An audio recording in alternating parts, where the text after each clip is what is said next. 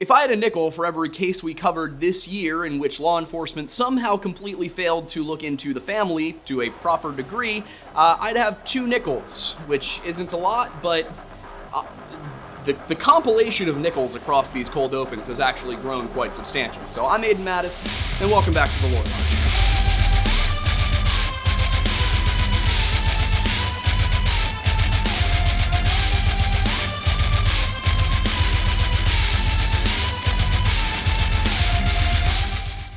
In March of 2024, a young man by the name of Riley Strain disappeared from a Nashville bar.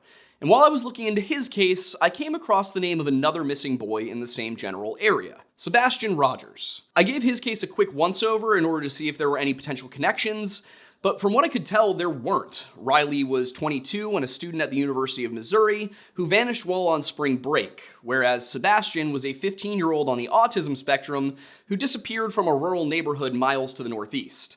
There just simply wasn't any connective tissue, and Sebastian wasn't our kind of case. I wish I had paid more attention. Several months later, I received an Instagram DM from Nashville country artist Brazen Cyrus asking if I'd looked into the case at all, and if I'd be willing to give it a shot if not. I said yes, and the result was a 3-part series in which I came to the conclusion that, in my opinion, everything points towards Sebastian's stepfather as the perpetrator of a kidnapping. Now, before we go any further, I do want to say that if you haven't seen our series on this case, I'd recommend skipping to the end of this segment as we've compiled all 3 parts into this episode for easy viewing.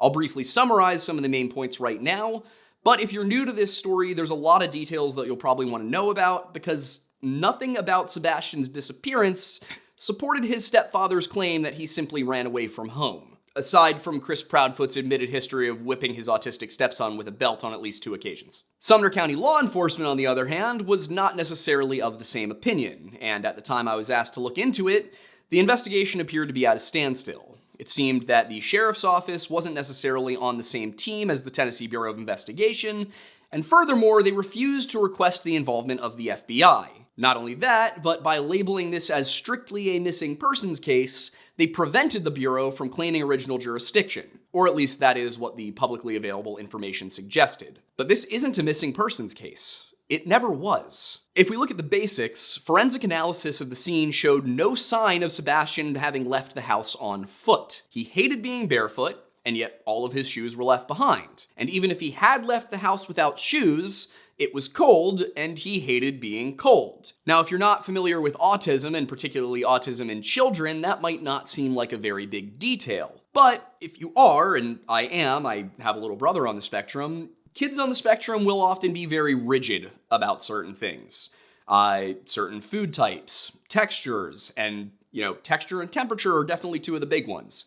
In this situation, we know that Sebastian didn't like the texture of being barefoot, and he didn't like the temperature of being cold. Doesn't seem very likely that he'd just walk out into it. But even if he had left the house barefoot in the cold, scent dogs found no trace of his steps anywhere on the dew-laden grass, which should have been thick with it. And even if he had left his house barefoot in the cold and somehow not left a scent trail for the dogs arriving just hours after he would have run off, not a single camera in the neighborhood, of which there were many, caught a glimpse of him. And that wasn't all. As it turns out, Chris Proudfoot, Sebastian's stepfather, has a history of familial issues. While the allegations made by Nina Gomez, his 4th ex-wife, are of course a little suspect due to the nature of their relationship, the court records aren't, and Nina accused Chris of attempting to kidnap their daughter Faith by seeking a restraining order against her through the Tennessee court system. When Chris then lost that case due to a complete lack of evidence that Nina was in any way a danger to him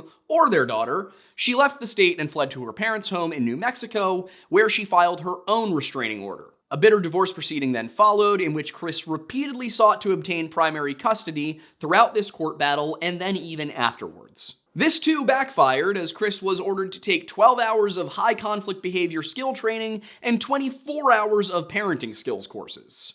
And then once again, he fought the court's decision and lost. When we put out the final portion of our series, the most recent entry into that record was a notice of a hearing set for September 18th, 2024, requested by Chris. And just reading the court records, it's hard to say exactly what's happened since, but a bench trial was held on that date and a domestic relations hearing report was filed on the 10th of October. The last update in the record as of December 26, 2024, the day on which this script was written, simply reads CLS Order Approving Hearing Officer Report. The most relevant detail from those records, however, is the timing of Chris's renewed assault on Nina's parental rights. In September of 2023, Chris motioned to relocate Faith Gomez from New Mexico to Tennessee, and around the same time, he began laying the groundwork to have Sebastian move in with his biological father, Seth, at the end of the 2023 to 2024 school year. And all of this was in line with comments Chris would later make, which suggested he didn't want Sebastian around his daughter. And at one point, he allegedly told Seth that this was in fact the case. Speaking to Pascal from The Pascal Show on April 5th, 2024,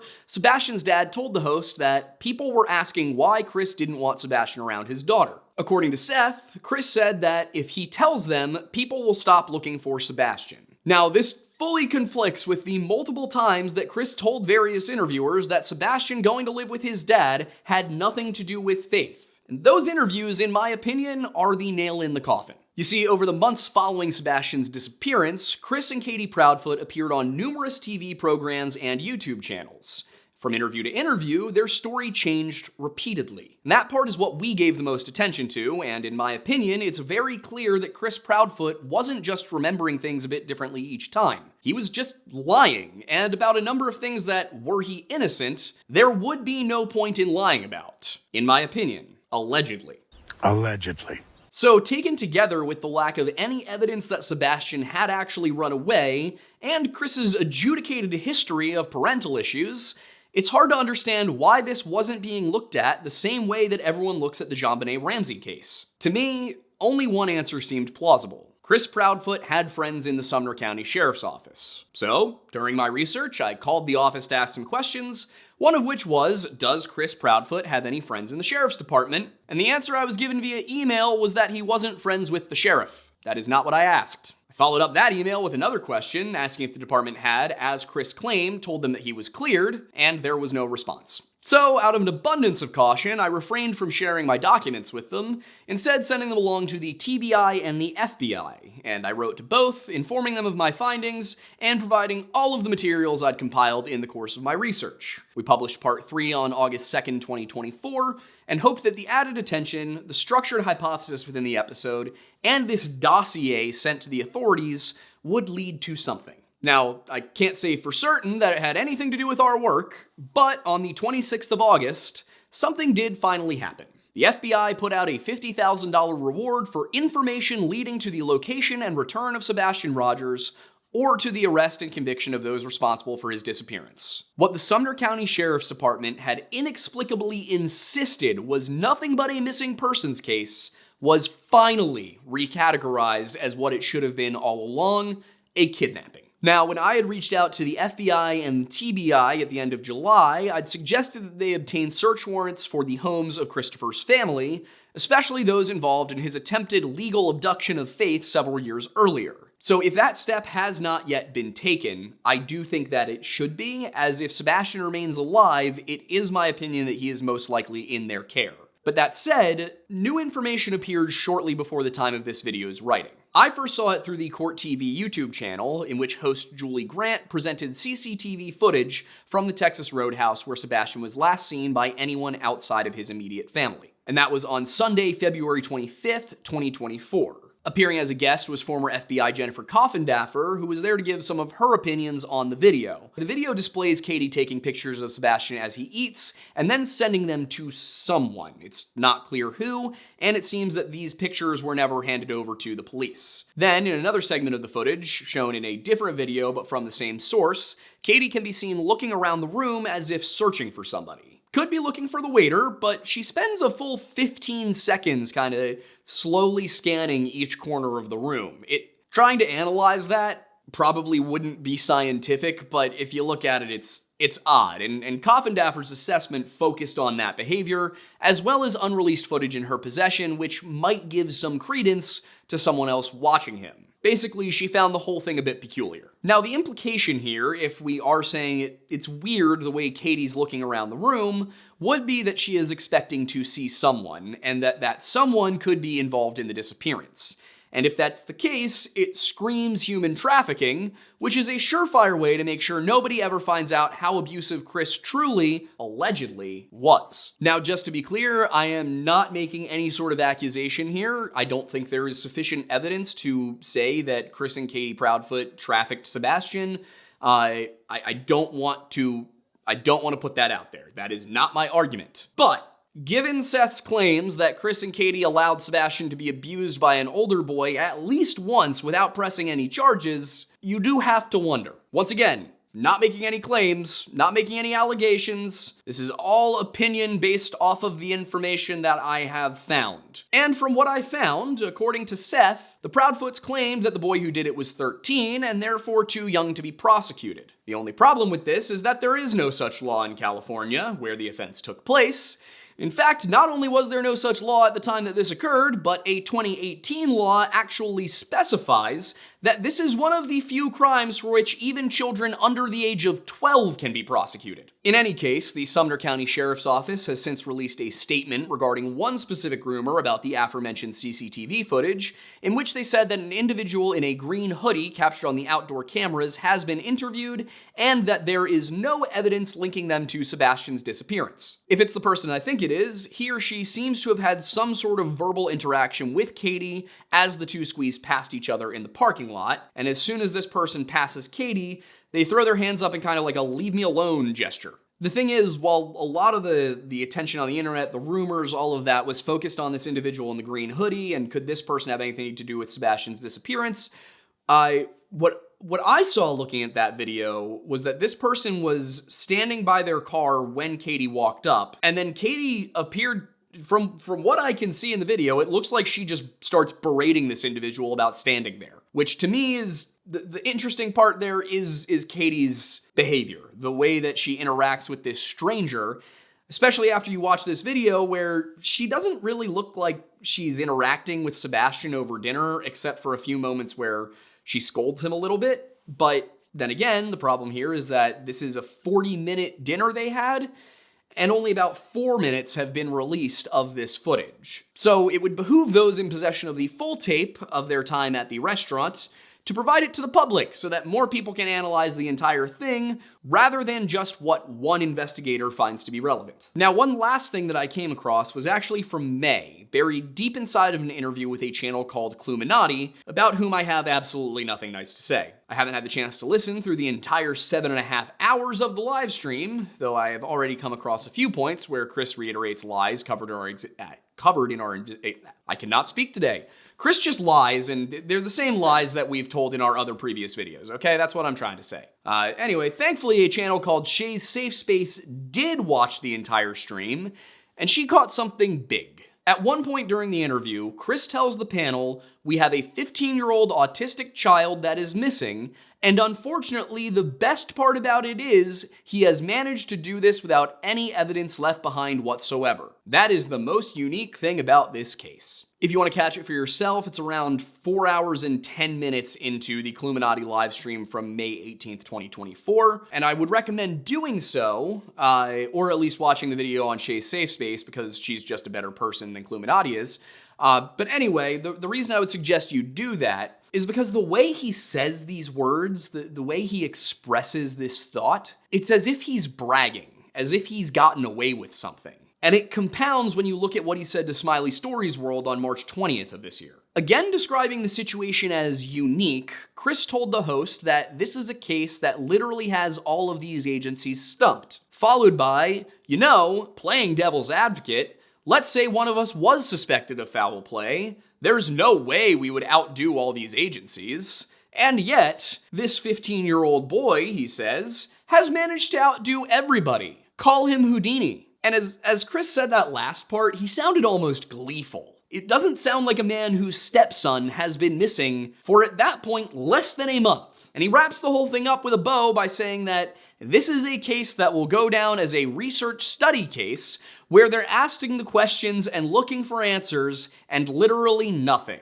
Everything they try to come up with, blank. Now, I think Chris is actually right about that part. I just don't think he realizes that he's nowhere near as smart as John Ramsey, nor does he have the money to pull this off for 3 decades. The fact of the matter is, To me, the evidence suggests that someone knows what happened to that child, and in my opinion, that someone is Christopher Proudfoot. It's up to law enforcement to do the hard work now, and with the FBI involved, there is at least some hope that one day the people responsible for Sebastian's fate will be brought to justice. I will say that when we first did our series on this, I was of the opinion that Sebastian is probably still alive. At this point, it's been almost a year. Nobody has seen him. This is a kid with severe medical problems. I hope that he is eventually recovered and placed with a parent who actually loves him.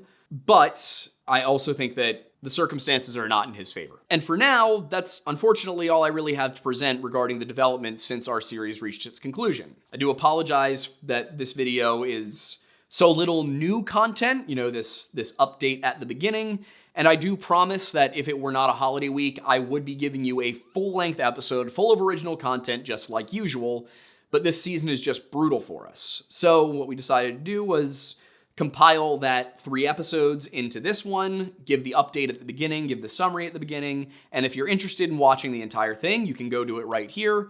And if you're not, if you've seen the full series and don't feel like watching it again, we completely understand. We would simply humbly request that you give us a like or leave this episode running in order to make sure the algorithm doesn't think you all jumped off at one specific point and derank the video to the bottom of the Marianas Trench. For those of you just seeing this for the first time, welcome, and please don't begrudge us the brief sponsored segment that's about to play. I promise the rest of the video is worth it.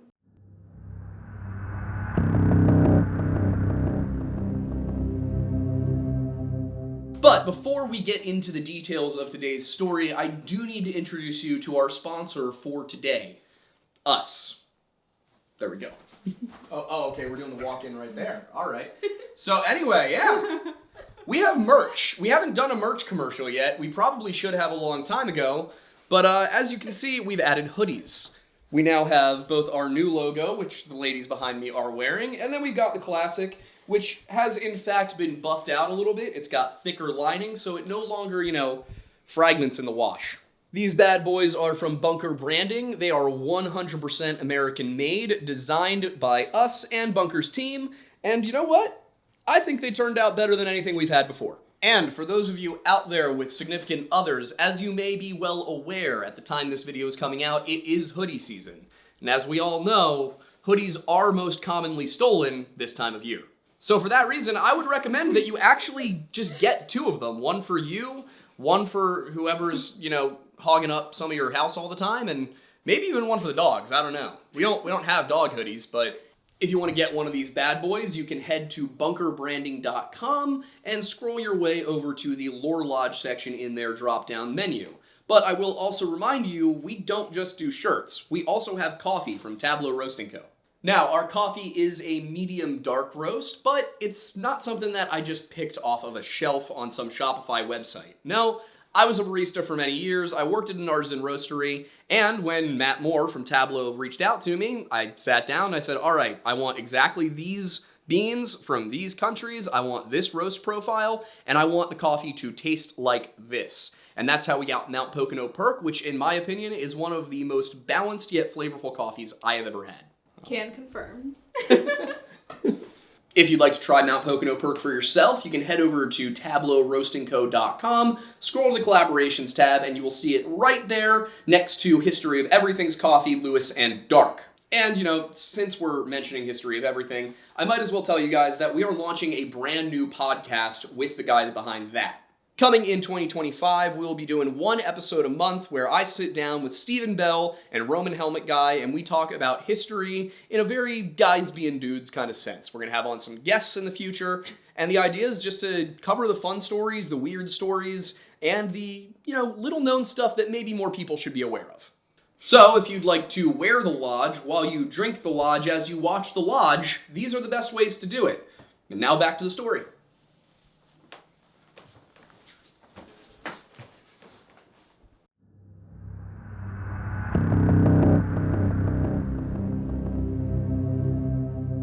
Early in the morning of Monday, February 26, 2024, police in Hendersonville, Tennessee, a small city just northeast of Nashville, received a call about a missing child. That boy was, and as far as anyone is aware, still is Sebastian Rogers, who lived in the Stafford Court neighborhood with his parents, Katie and Christopher Proudfoot, and he lived about half a mile west of Beach High School, where he appears to have been either a freshman or sophomore. Katie is his biological mother, and Christopher is his stepfather. But that morning, rather than driving her son to school, Katie Proudfoot was calling the police and then driving around the area in her baby blue Infiniti SUV, looking for Sebastian. And when police arrived on scene, they were met with a somewhat difficult set of circumstances. Nobody knew precisely when Sebastian had left the home, nor if he'd done so of his own volition or at the urging of somebody else. All they had to go on is that he was last known to have been in the home before midnight. And that, in and of itself, is not a particularly specific hint. In addition to that, he'd left his phone in the kitchen, his shoes were still by the front door, and there was no indication as to what direction he'd left in. That meant this was going to be an uphill battle to find him, but with no reason yet to suspect foul play, police were hopeful that he would not have strayed far from the home and would be found somewhere within the general area. And at first, it seemed like that might be the case. While there were no footprints to follow, a police dog named Max led its handler east from the Proudfoot's neighborhood and into the construction site between Stafford Court and Beach High School. At first, it was only a scent trail, but then, as they progressed further into the construction site, the officer handling Max started to see footprints. The canine unit then followed these footprints further into the construction site and right up to the edge of a retaining pond. And then, Max went into the pond. Max led me straight to the retaining pond. Over behind Willow Boulevard, he dove right into the water. But wherever the boy could have gone from there, it's hard to say. The police communications don't record any other further footprints. Or at least I should say the police communications I was able to get my hands on, which came from the YouTube channel Missing in Plain Sight. I don't know particularly where they got them, but it was the most complete version of the audio that I was able to find during this week's research. I'm going to be trying to see if I can find a more complete version from the cops in this upcoming week. In any case, after checking the retaining pond, the construction crews that worked at the site were beginning to arrive on scene. So the police told them, hey, keep your eyes out, there's a missing boy in the area, check the spots you're working, and if you see anything, let us know. Also, just in case I wasn't clear enough, everything that I'm talking about right now comes from that police radio communications, and all of that came from, again, Missing in Plain Sight's videos that have the audio in them. And it's that audio, those communications, that told me that for the next several hours, police checked every tip they could. Anything that came in, they were willing to give it a look. And this meant checking everything from downtown Hendersonville all the way out towards Gallatin, 12 miles to the east. But no matter where they checked, no matter how many tips came in, nothing turned out to be Sebastian Rogers. And then, one of the police officers operating a drone spotted something. Drone operator said, "Hi guys, the construction zone, there's another pond. There's somebody standing in the woods. It looks like a person, it is a person, we know, but there's another pond. He's standing back there by himself, past the construction zone in the same area back there." Then another officer says, "Next to the north of us?" The drone operator then says, "Yeah, the north end of it, yeah. Where they're working on the machinery at, go straight back. There's another pond back there, but there's a person in the woods by that pond, past the house on the other side of the tree line." Another officer responds and says, "Going back toward beach or going the back side?" And drone operator says, "Yeah, on the back side, and he's not moving. He's just standing there by himself in the woods." With this being reported, several officers utilizing ATVs to travel and then the drone for coordination made their way back toward this pond, towards this man that's standing stock still. They got within 25 feet, and then within 15, and then they recognized precisely what it is they were looking at. It's a mannequin. Sorry, guys. Look just like a person from the air. And unfortunately, that is just kind of how the rest of that day went. While the officers should absolutely be commended for the attention they paid to this case, for the efforts they made during that initial search process, ultimately, their efforts turned up nothing. They checked every house, explored every unlocked crawl space, and reviewed the security footage from every home that would give it to them, but there was no sign of Sebastian. And I can only imagine how frustrating it must have been during this initial search phase for the officers going to all of these different homes that had cameras and just finding nothing on them. Some of the time, it was like 139 Willow Bend, where you had cameras looking right back out at that retaining pond that Max led his handler to, But those guys wouldn't answer the door. And then you had houses like 1015 Kellen Lane, one road over from Stafford Court, where people had ring cameras that just didn't pick anything up. And when people did answer the door, some said that they had seen Sebastian in the past, but they hadn't seen him that morning. One neighbor was able to tell police that he had once found Sebastian hiding under his son's car, which added check under cars to the police search criteria, but nothing much other than that. Meanwhile, other tips came in, with boys matching Sebastian's description reported in Gallatin, downtown Hendersonville, and along Long Hollow Road, and these are all three very different locations. Unfortunately, none of these leads turned out to be anything more than a sighting of a white teenage male who was vaguely similar in appearance to the missing child. One possibility that the police considered was that Sebastian was actually not in the area anymore at all, and that he had deliberately tried to go somewhere else. And one suggestion was the town of White House, Tennessee, which is about 7 miles north of where he lived if you were to go just as the crow flies. It's more like 10 miles if you take the roads. So definitely not, a casual little walk, but also not an impossible trek for a 15-year-old boy to make. Now, as for why he would want to go to White House, there was not a ton of information on that presented, at least not in the police recordings. I'm gonna go and see if I can find more information about it, but a cursory search didn't turn up anything. All that we got from the police tapes was he had some ties at White House High School, and every time he got in trouble, he wanted to go back to White House. I notified White House PD, and they're notifying their SAR. Another officer suggested that they check Strike and Spare, which is a bowling and arcade facility in downtown Hendersonville, because allegedly, Katie Proudfoot had taken Sebastian there last night, well, the previous night I should say, to do just the whole bowling and arcade thing. Officers thought it was possible that Sebastian had enjoyed being there so much that he decided to walk back and try and get back in after bed. But even checking down there was no sign of Sebastian. So, with nothing found in the immediate vicinity, the case was escalated. News Nation reporting that the Tennessee Bureau of Investigation issued an endangered child alert at 11:17 a.m. on February 26th.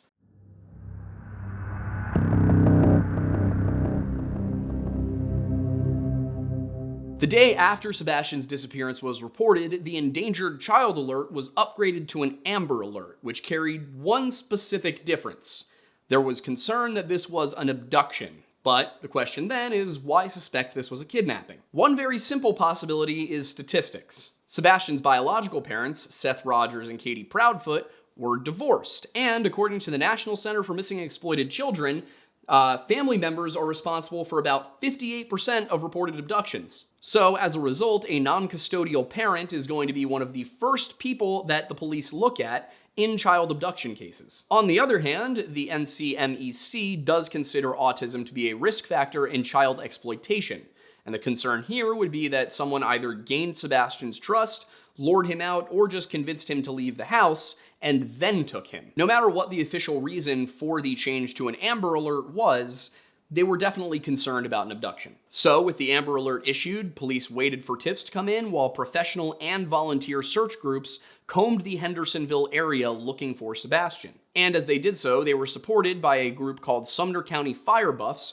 who provided food to those searching. Speaking to Nashville-based WKRN News, Fire Buff spokeswoman, Nicole Federchek, said, "The sense in the community is everybody just wants to find Sebastian. This little boy that most of us have never even met before, and they just want to bring him home to his family." Meanwhile, Sumner County Deputy Chief Eric Craddock told people to closely monitor and check their surveillance systems. And he said, "I think that's going to be what breaks the case. That is to say, with how many surveillance systems there are out there now, between home CCTV, Ring doorbells, dash cams, somebody must have seen Sebastian." But then, on Wednesday, the 28th of February, WKRN reported something a little weird when the Tennessee Bureau of Investigation put out the following statement. "Understandably, there is interest in hearing from friends and family to help provide more of a personal context about Sebastian.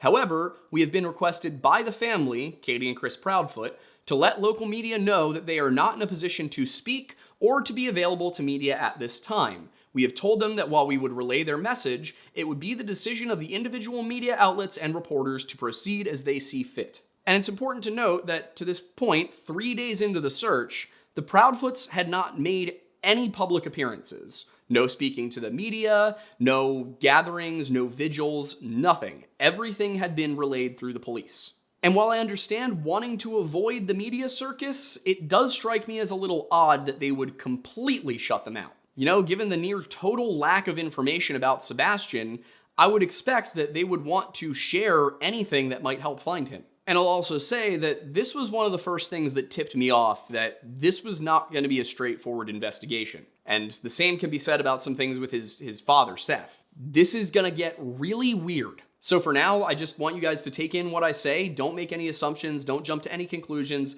Obviously, do not harass anybody. Do not, go out there and start talking about how, oh, it was definitely the Proudfoots, or oh, it was definitely Seth. The goal right now is to just get the information compiled, tell you what is factual information, and move on from there. All I'm saying right now is an acknowledgement that this struck me as a little weird. And the reason, and a big part of the reason it did, is because the police weren't really making much progress. If the police had been getting, lead after lead after lead, crawling and scraping their way towards finding Sebastian, I'd understand wanting to let them just continue doing what they're doing. But they were not having any success. And that's not a dig at the cops. The truth of the matter is, looking at the information they had available to them, I don't see a good way to track Sebastian down without considering foul play. As News Nation reported, the pond that Max the dog led his handler to, the one where there were no footprints leading away from it and Max couldn't pick up a scent trail leading away, they drained it. Nothing there. They also reviewed tons of security camera footage, and there was nothing there. And as they deployed other dog teams to try and search the areas, once again, nothing could be picked up. The good news is that this did not seem to dampen the spirits of the community. If anything, it invigorated them further. And by March 2nd, WKRN was reporting that local business owners had pooled enough money to post a reward for any information leading to Sebastian's safe return. And by the time that article was published, that fund was up to $3,000. While the community rallied, however, News Nation reported on the 4th that police were planning to scale the effort down. Speaking to the media, Deputy Chief Eric Craddock explained that they were transitioning from the ground search to the investigative side. Now, I think it's important to talk about what scaling down the ground search means here, as well as what transitioning to the investigative side means. A lot of the time when I see people comment on missing persons cases, it's a lot of, well, why did the police stop looking? Why'd they scale it down? What were they thinking? They should have tried harder. Fact of the matter is, police departments, while they do have plenty of issues and we talk about them frequently, one of the ones they really can't control is funding and how many officers they can have and how well those officers can be trained. Most missing persons searches are not handled by the investigating department alone. They are a combination of the investigating department, outside agencies, volunteer groups, and then also some private search and rescue. All of that costs time and money that can only really be devoted for so long. The ground search had covered a ton of territory all over the Hendersonville area, and the fact of the matter was, they'd found absolutely nothing useful. In this situation, the first week of that ground search included over 200 officials from a dozen different agencies. And then on top of those guys, you also had volunteer efforts. So this was not a small search, this was not a short search, this was intensive. And by the 4th, they were just at the point where nothing new was coming up. This was after using drones, helicopters, horses, search dogs, and dive teams. So my point in saying this is they looked for Sebastian. Scaling down the search and switching to the investigative side simply meant there's nothing more we feel we can find from the ground effort, and the resources are better spent looking into other tips that are coming in and reviewing the evidence we have. Unfortunately, this is also typically the part of the investigation, at least in my experience reviewing so many of these, where police have a tendency to forget about it. And I do want to say that it's usually not an issue of malice or them saying, we don't care, it doesn't matter. It's that at first you've got an entire team dedicated to it, and then you have something else happen. And then you've got half a team, and then you've got a couple of partners, and then you got one guy, and eventually that guy leaves and nobody's paying attention to the case anymore. I cannot tell you how many of the cases we've looked at where that's what happened. Just, it fell out of view. Even Tommy Booth, one that happened in our backyard a decade or 2 decades ago, we went and talked to the police about it. 20 years, guys.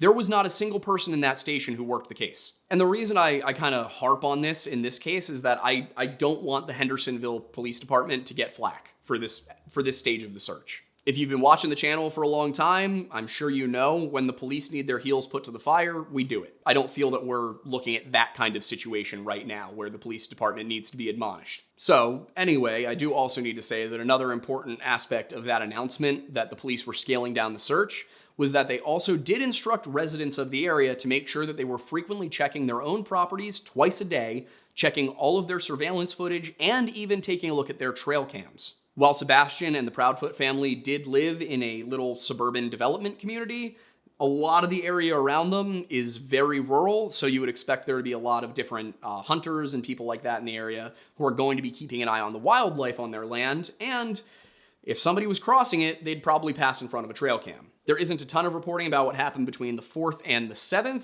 but on the 7th, local reporter Nick Barris said that the Sumner County Sheriff's Office were searching a landfill in Kentucky where the Stafford Court neighborhood trash was taken. And this was not based off of any sort of specific tip. He just said that they referred to it as a precautionary measure to eliminate possible options and questions. And after a likely unpleasant search of the landfill, they determined that Sebastian was almost certainly not there. And then, as foreshadowed by the deputy chief's comments on the 3rd, Barris also reported that authorities appeared to be moving forward with a possible criminal investigation, though they had named no suspects. A few days later, on the 10th of March, the case gained a little bit of drama when Sebastian Rogers' father Seth went on Elizabeth Vargas Reports to express some of his confusion and frustration over how the case was going. He told Vargas it doesn't make a lot of sense. His shoes were at the front door, his Nintendo Switch was there, his phone was in the kitchen. I still can't figure it out. I've been looking everywhere, handing out flyers. In addition to that, he was also perplexed by the fact that Sebastian's shoes were still in the home,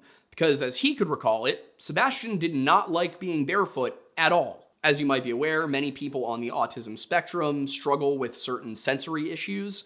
A lot of the time, certain things can be overstimulating, overwhelming, and textures are often one of those triggers. You might not like the way something feels in your mouth or on your hands, or in this case, on your bare feet. What seemed to upset Seth the most, however, was an apparent lack of communication from the Proudfoots, who he said had not spoken to him in over 2 weeks and also had yet to make any public appearances. The Proudfoots made no response to this, but a TBI press release quoted by WKRN insisted that they had remained cooperative since the search began. The statement also said that there are little clues to indicate what happened to Sebastian or where he may be, and that while foul play hadn't been ruled out, it also had yet to be proven. One very helpful aspect of this specific WKRN article is a Q&A section presented by the TBI, where they took some of the common questions they were getting from media, from individuals, and just gave a list of written statements on them. The first question offered was the most simple, which was, which areas have been searched? And the TBI responded, within the first several days of the search, more than 2,000 miles were searched on foot. Many of these areas were initially searched and searched again. Law enforcement officers would search the neighborhood, surrounding neighborhoods, schools, and many other areas of the county by foot. Bloodhounds and handlers have searched the same areas. There have been aerial searches with helicopter, drones, and a fixed-wing plane. These aerial searches have been conducted on multiple days and multiple nights using thermal imaging technology. Sebastian's residence, the yard, the house, and the vehicles have all been searched multiple times. The neighborhood where Sebastian lives has been canvassed. Neighbors' houses have been searched. Sebastian is autistic and his family says he is drawn to water. Pools in the neighborhood were searched. Dive teams were brought in and bodies of water around the neighborhood and beyond that area were searched, including caves. I don't think the TBI is going to be winning a Pulitzer for the beauty of their writing here, but they did answer the question in full. The next question related to surveillance and what steps were being taken to look into household, business, and cell phone videos. And the TBI answered, many neighbors and businesses have provided video from home and business surveillance systems. We are grateful for that cooperation. The video has been collected and from the beginning of the investigation has been analyzed and enhanced where possible by tech experts and with the TBI, FBI, and Secret Service. So keep that in mind. That's 2 different federal agencies that have now reviewed this footage. To date, nothing gathered from these video systems has been determined to be significant. We do caution that some surveillance video being shared in the public may have been misinterpreted or misidentified or not shown in its entirety. Now, I do want to take a break really quick. I'm not sure what they're referring to here. A video did come out. It was publicly addressed by Nick Barris on, I want to say it was the 14th, where he said that this appears to look out the back of a residence that backs up basically to the Stafford Court residence, and that it was seeing across a common area, but I can't tell what the common area was. Also, that report came out 4 days after this statement. So I'm not sure if that's what they were talking about, and the news report was just, out of line with what the police were saying, or if this was a different video. But the police go on, or the TBI, I should say, go on to say it has been determined that it does not hold any evidentiary significance to the investigation. The TBI statement, however, goes on to say numerous searches have been executed, cell phone data has been analyzed, and any other available digital evidence has been collected, searched, and documented. Information was collected from Sebastian's gaming system and has been analyzed, which I think, is them considering the possibility that he had been having online communication with somebody who then tried to lure him out of the home. Over the Nintendo Switch, I guess. They go on to say, with help from the FBI, vehicles that were placed in the area at or around the time Sebastian's disappearance have been accounted for. These videos and all the electronic evidence that has already been reviewed is also being re-investigated. And finally, they gave an answer to the questions of what's going on now and what is next. And they said, the search for Sebastian has not stopped. Every day, tips and leads are investigated. People are being interviewed and re-interviewed. Evidence that has been reviewed once already is being gone over again. I will admit this does begin to sound a little bit like The Hitchhiker's Guide to the Galaxy. We continue to ask residents in the area of the search to keep an eye on your property to see if anything may have been moved or displaced. Is this a place where a child could have hidden? If you have property that has ledges or holes that a teenager might find interesting and you can't search it for yourself, please contact the tip line and we can have someone check it out for you. If you know Sebastian and have information about him, what he likes, how he acts, that you think could be relevant, let us know. So as you can see, while the search was certainly extensive and the involved parties should be commended for their efforts, nothing new was turning up. The fact remained they had no leads and therefore no way to proceed. Seth, however, did not give up the hunt and was checking on every tip he received, telling WKRN, I've been all around Nashville, I've been passing out flyers, it's time to start branching out farther, I just want to find my son. That same March 22nd articles reported that Seth, acting on a tip, had organized a search of Natchez and Trace National Park, which took the search over 100 miles from where it had started. And based on videos posted to X, it seems that this search was pretty loose and unorganized, them just walking around the park calling out for Sebastian. And as for the tip itself, whatever the source was, it was not present in the article. And the fact that Seth was willing to look so far away prompted other questions about his thoughts. Asked if he thought that Sebastian had left voluntarily, he said, I don't know what to believe. All I know is he disappeared out of his mother's house, and it's my job to find him and bring him home. This was a task in which he was not alone, as WSMV reported on the 23rd that the United Cajun Navy had joined the effort after ceasing their search for Riley Strain in Nashville. I do have a couple of updates on that case, as I said, but those are going to wait until the end. News Nation reported that David Flagg, the incident commander for the United Cajun Navy, said it was Seth Rogers who had requested their assistance. And speaking to the media, he said, first and foremost, we'd like to see Sebastian found safe and sound. I think that's everybody's hope, and that's always our hope. We're just people helping people. We have a lot of different skill sets in a lot of different areas, and I think our biggest thing is our dedication. And as all of this was going on, the Proudfoots began making public appearances and public statements to the media. And what I can say for certain is that if you thought that the stuff I told you about in this episode was weird, buckle up.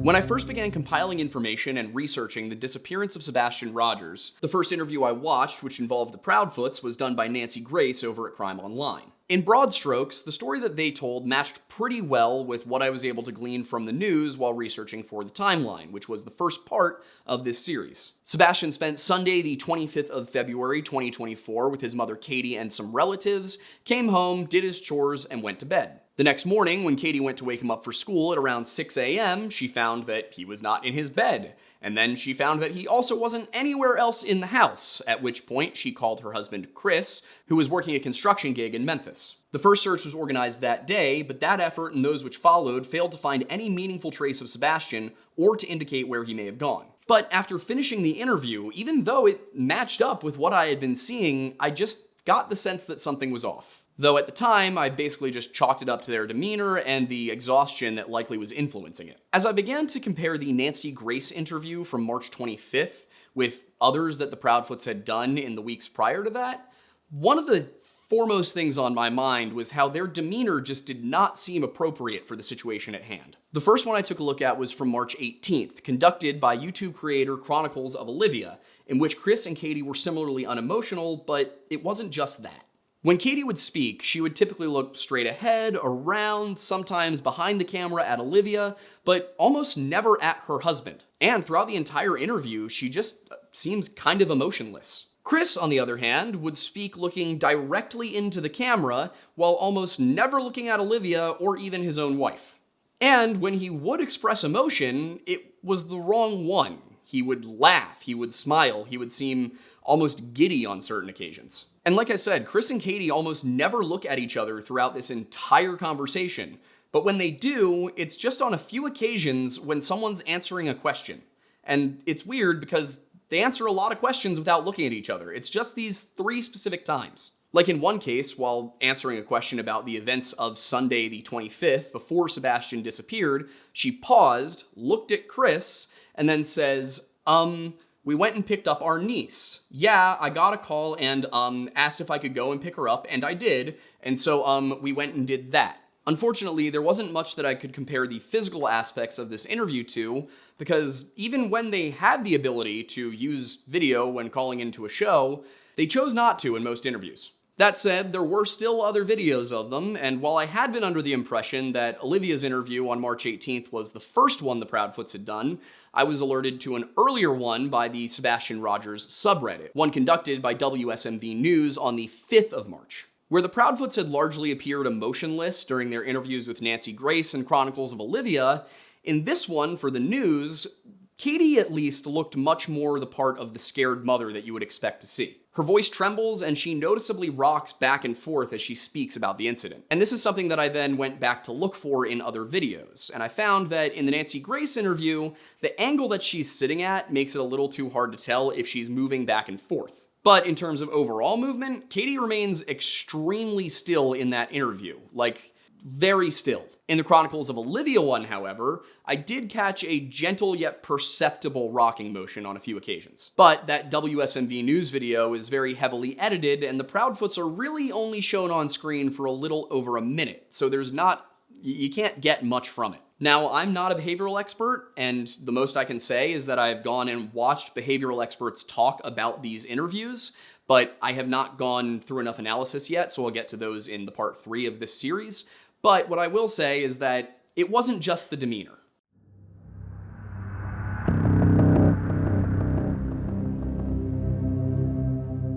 In addition to that somewhat strange demeanor displayed in these videos, some of the things that Katie said about the day before Sebastian disappeared struck me as odd, and in some cases, things were inconsistent between appearances. The first instance that caught my attention was the way in which Katie Proudfoot described the events of the morning before Sebastian went missing. And this was beginning around 58 seconds into that interview with Chronicles of Olivia. Katie tells Olivia, "We got up and, fun fact, I made breakfast that morning. We had a good time, we were laughing, we were joking, and he talked to the family on the phone during breakfast to brag." Aside from the choice of words being a little strange, it struck me as odd that she included that little detail about her making breakfast. If it were just her and Sebastian in the house, and at no point has she ever talked about Sebastian liking to cook, who else would have made breakfast that morning? Details such as this can be evidence of a fabrication, though not always, as somebody with a keen eye for detail is likely going to give those kinds of responses. Someone who gives a very specific detail amongst a sea of vague answers, however, should be viewed with a little bit of suspicion. The other strange part was her saying that Sebastian had called his family members to brag, as if that was just something kids normally do on a Sunday morning. And even if it were something that kids normally do on a Sunday morning, which in my experience it wasn't, what was he bragging about? And while that comment about bragging didn't appear in the WSMV or Nancy Grace interviews, it did appear in a March 17th interview hosted by a YouTube creator called Duchess and her panel. In that appearance, Katie said much the same thing that she had said to Olivia, telling the panel, "Sunday morning we got up and I made a fun breakfast for us. Spaghetti pancakes. Google it, y'all." Once again, just weird phrasing under the circumstances. And also, who tells somebody to Google a recipe while talking about their missing son? I mean, at this point, Sebastian had been missing for a solid 3 weeks, and there were no leads. And she's talking about spaghetti pancakes and bragging about how she made breakfast. In any case, she continued, saying, "We FaceTime family while we were eating so he could brag, because that's something he likes to do, and we were laughing and joking on FaceTime and having a good time." I do want to say, I understand that Sebastian is on the spectrum, and maybe this calling family to brag thing is something that he likes to do, but in multiple interviews, Chris Proudfoot said that his son was kind of struggled speaking to adults, even family members. But after this, she said, "We got a call to go and pick up our niece," which matches what she told Olivia in the interview that was released the day following this. I will admit that the phrasing here of who was being called, who was going to pick up the niece, whose niece it was, and who all was actually there along for the ride that day did send me down a rabbit hole trying to figure out, if there were any inconsistencies here, but it ultimately led nowhere. At least not in relation to the niece. But as I sifted through more and more interviews, I came across further inconsistencies in the narrative given by the Proudfoots. One of these was with regard to what happened between 9 p.m. when Katie told Sebastian to go to bed and midnight when Katie herself went to bed. According to the first version of the story given by Katie in the interviews from March 3rd, 5th, and 17th,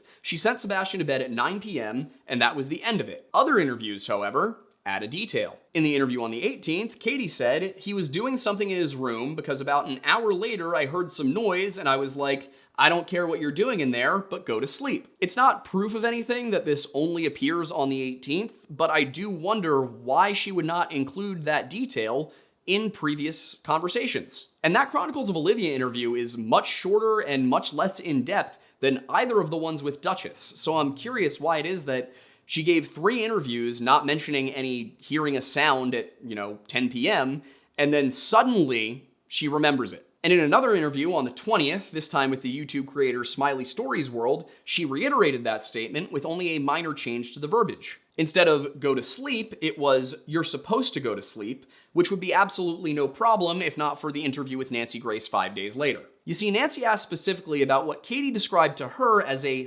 thud heard around 10 p.m., saying, you said, "Look, I don't care what you're doing in there, go to bed, is that right?" And this time, Katie said that her exact words were, "Bubba, did you fall out of the bed?" And he said, "No, ma'am." And I said, "Well, whatever you're doing in there, knock it off and go to sleep." While I'm not going to say that this is what happened, it does almost seem like the story told by the Proudfoots changes as public opinion shifts. Initially, he just went to bed around 9, but then we have this additional detail about a thud heard around 10 p.m. And the thing is, people did not react well in the chats and the comments section to the fact that after hearing this thud from her autistic son, Katie did not go check on the boy. So then they go on Crime Stories on the 25th, and this time it's not just that she heard a thud, and it's not just that she said, keep it quiet. It's also that she asked if he was okay first, and that he responded to her. So she wouldn't need to check on him because he was okay. I will say, in another interview, the excuse that she gave for not going to check on him at all that night is that he was a teenage boy and, you don't want to accidentally walk in on anything,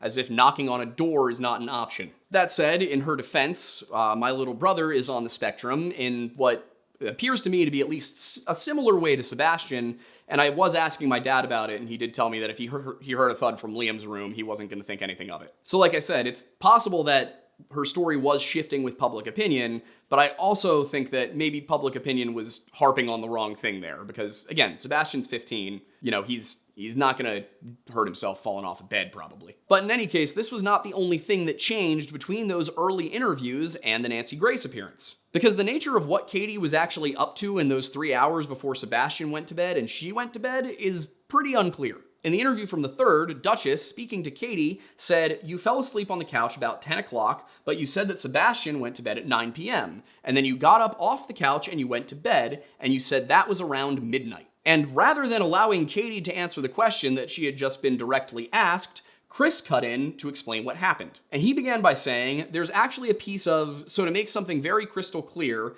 so that way there's transparency across the board, me and the mom were on the phone at 9:43 or 9:46 in the evening. We stayed on the phone for quite some time." And this was followed by the unprompted information that the call logs have been verified by all the police departments, TBI included, even though it appears nobody had asked.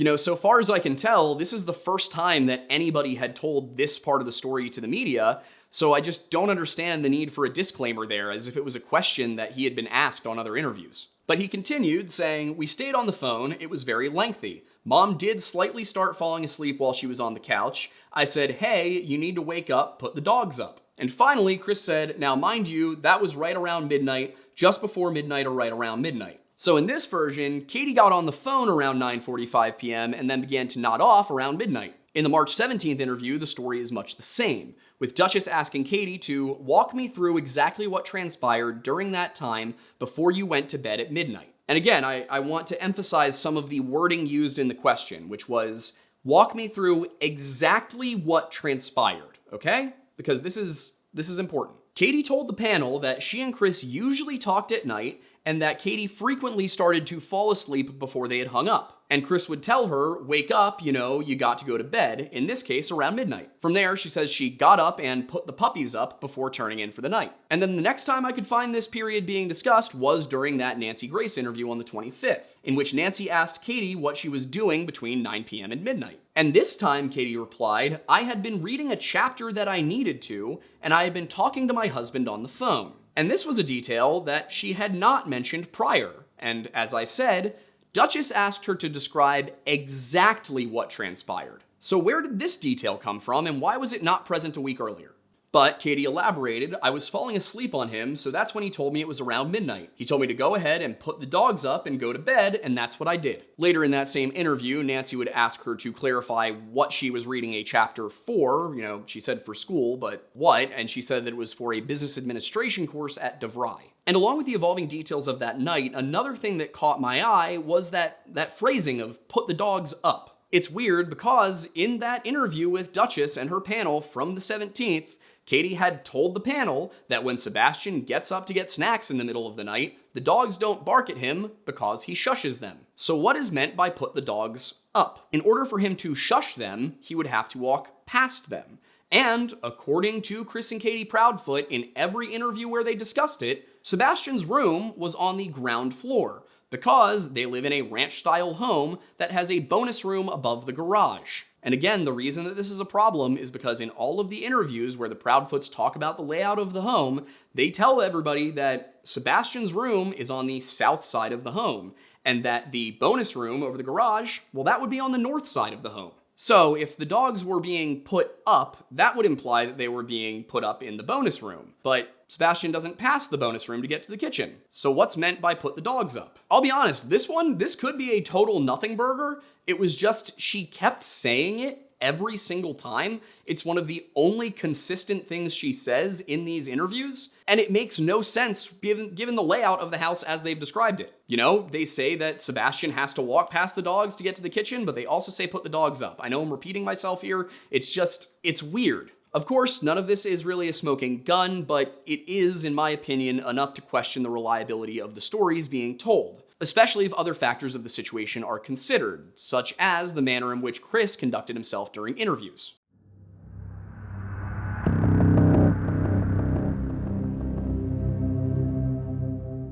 Throughout the appearances made by the Proudfoots, one thing I noticed is that Chris very much seemed to be in control of the narrative they presented, and he was the one fielding most of the questions. But then upon closer inspection, I noticed that he also frequently avoided answering questions.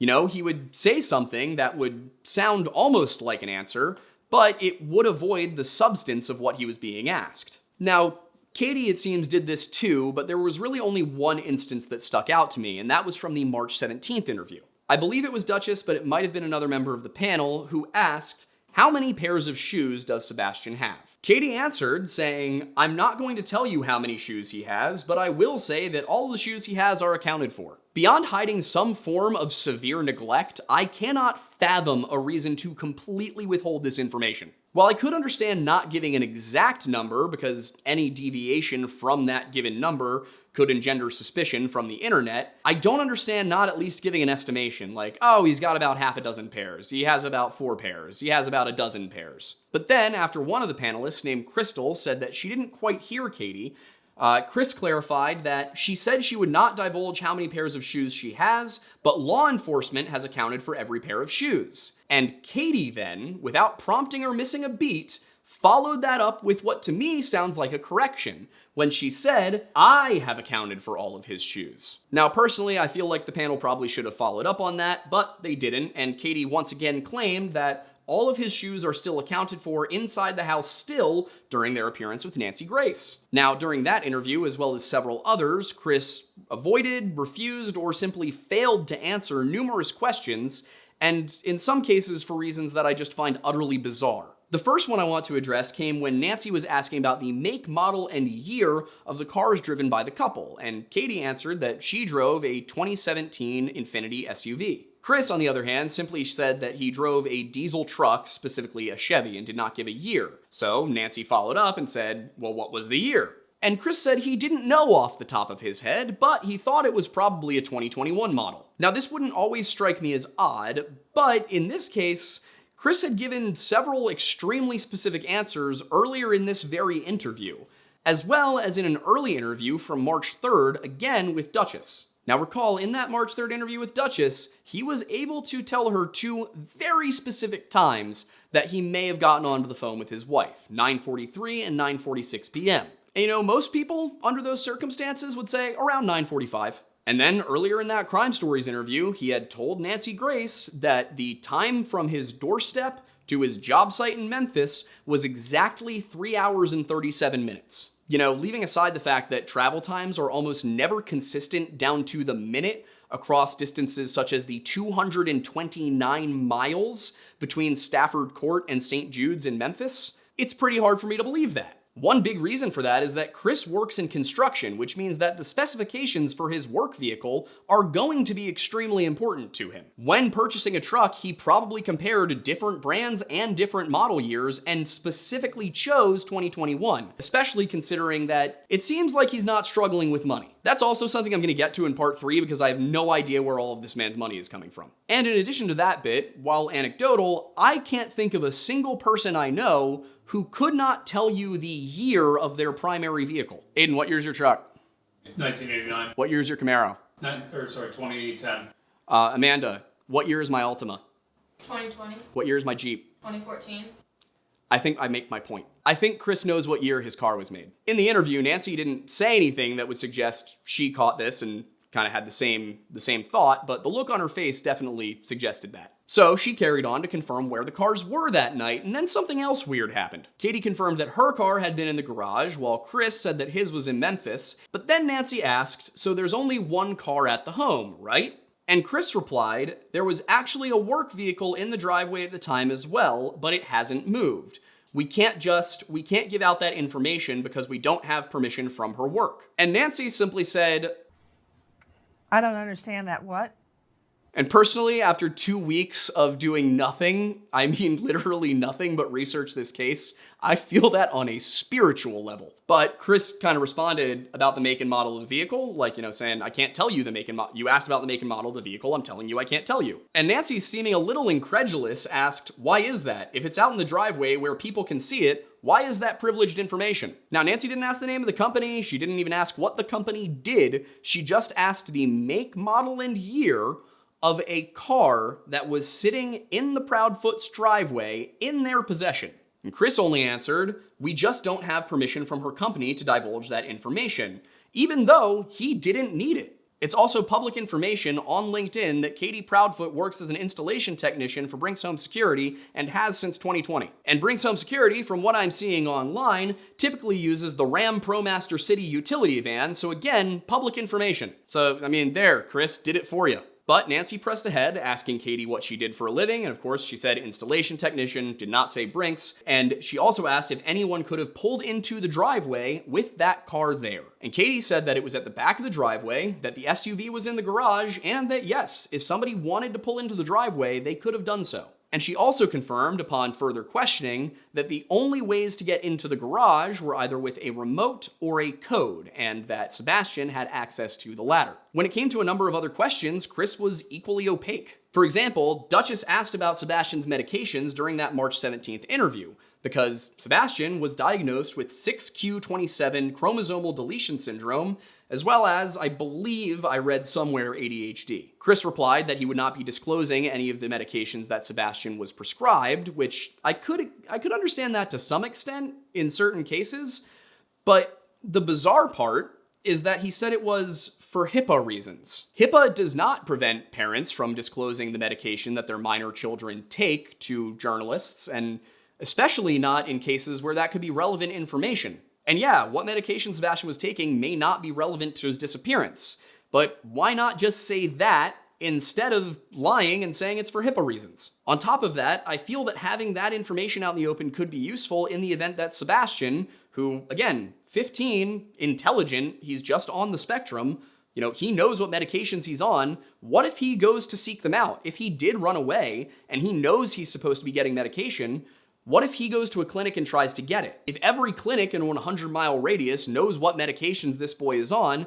they might know to flag anybody who comes in who matches his description looking for those medications. The fact that Sebastian was on the spectrum makes me think that he would probably really care about his daily routine, and taking his meds would be a part of that. So if he chose to leave on his own, I do think that he would try to get access to the medicine he knew he was supposed to be taking. And in addition to that, I also think that had he left of his own volition, he probably would have thought to take his medicine with him. So to that end, I am curious if the police checked up on that. Did they go and see, were his daily medications still there? And it would also be good to know, is Sebastian able to get to his medication without assistance? Is this in a locked cabinet, or does he grab them out of his own bathroom sink every morning? But these were not the only times Chris evaded questions, and they were not the only times that he outright refused to give an answer, because in the same interview, he was very cagey about how long he and Katie had known one another. One of the panelists I mentioned earlier, a YouTube creator who goes by the name of Cold Case Crystal, pressed the Proudfoots on that question during the March 17th interview, and this was because Duchess had skipped the question earlier on. And Chris immediately went on the defensive, replying, "So my question to whoever is asking that is, what does that have to do with the investigation of our son?" And Duchess seemed to agree, telling Chris that people came for her for skipping it and that she didn't think it was pertinent to Sebastian being missing. Chris replied, "I mean, it really has no pertinence to the investigation or the fact that our son is missing. But like I said, I'm respectful, I'm brash, and I'm direct to the point. To answer that person's question, I've been in Sebastian's life for half his life." And before I go into why this might in fact be a pertinent detail, I do want to note that Chris uses that exact same combination of words several times when answering questions. That brash, respectful, direct, and to the point. In that interview alone, he says this 3 times. And that's just in this one. He said it another 2 times in a different podcast. And I'm trying to see if there's a pattern here. I haven't determined if there is yet. But as to why that's pertinent, it's because the answer to that question may make Chris seem like not the best guy. I'll be going into more detail about this in part 3, but the quick version of Chris's previous marriage, which was his 4th, is as follows. Chris married a 35-year-old single mother by the name of Fernanda Gomez, who went by Nina, in 2016. And this is while he was still stationed in San Diego for the Navy. And then she became pregnant in September of that same year. According to Gomez, Chris was not happy about any of this, and he was also physically abusive towards her 2 children from a prior marriage. Now, it should be noted that currently this is a complete he said, she said issue. I have yet to verify most of the details from either person's account, so again, just keep that in mind. Regardless, Faith was born June 2nd, 2017, and at that time, the marriage was in a very bad place. Chris was living in San Diego, but Nina, because during the pregnancy their marriage had broken down a little bit, had moved back in with her parents in Albuquerque, New Mexico. She had lived in New Mexico when she and Chris first began speaking. They met through a dating app, and when they got married, she moved out to California to live in naval housing with him. And it might occur to those of you who are familiar with military housing, and I checked this with one of our Discord members who just got out of the Navy, when you're married in the Navy, you get better housing and benefits. So without making any concrete accusations, I do have to wonder if it's possible that Chris married Nina Gomez and the 3 women before her solely for the benefits. This could explain why he went from marriage to marriage, why he married a woman he only met on a few occasions, and why he was upset when she got pregnant. It could also explain why he wasn't just upset about the pregnancy, but allegedly insisted that Nina terminate. If he was just marrying her for the benefits, he wouldn't want the strings that come with having a child. And again, I'll get into more of my reasoning on this one in part 3, but I'm skeptical of a lot of things here.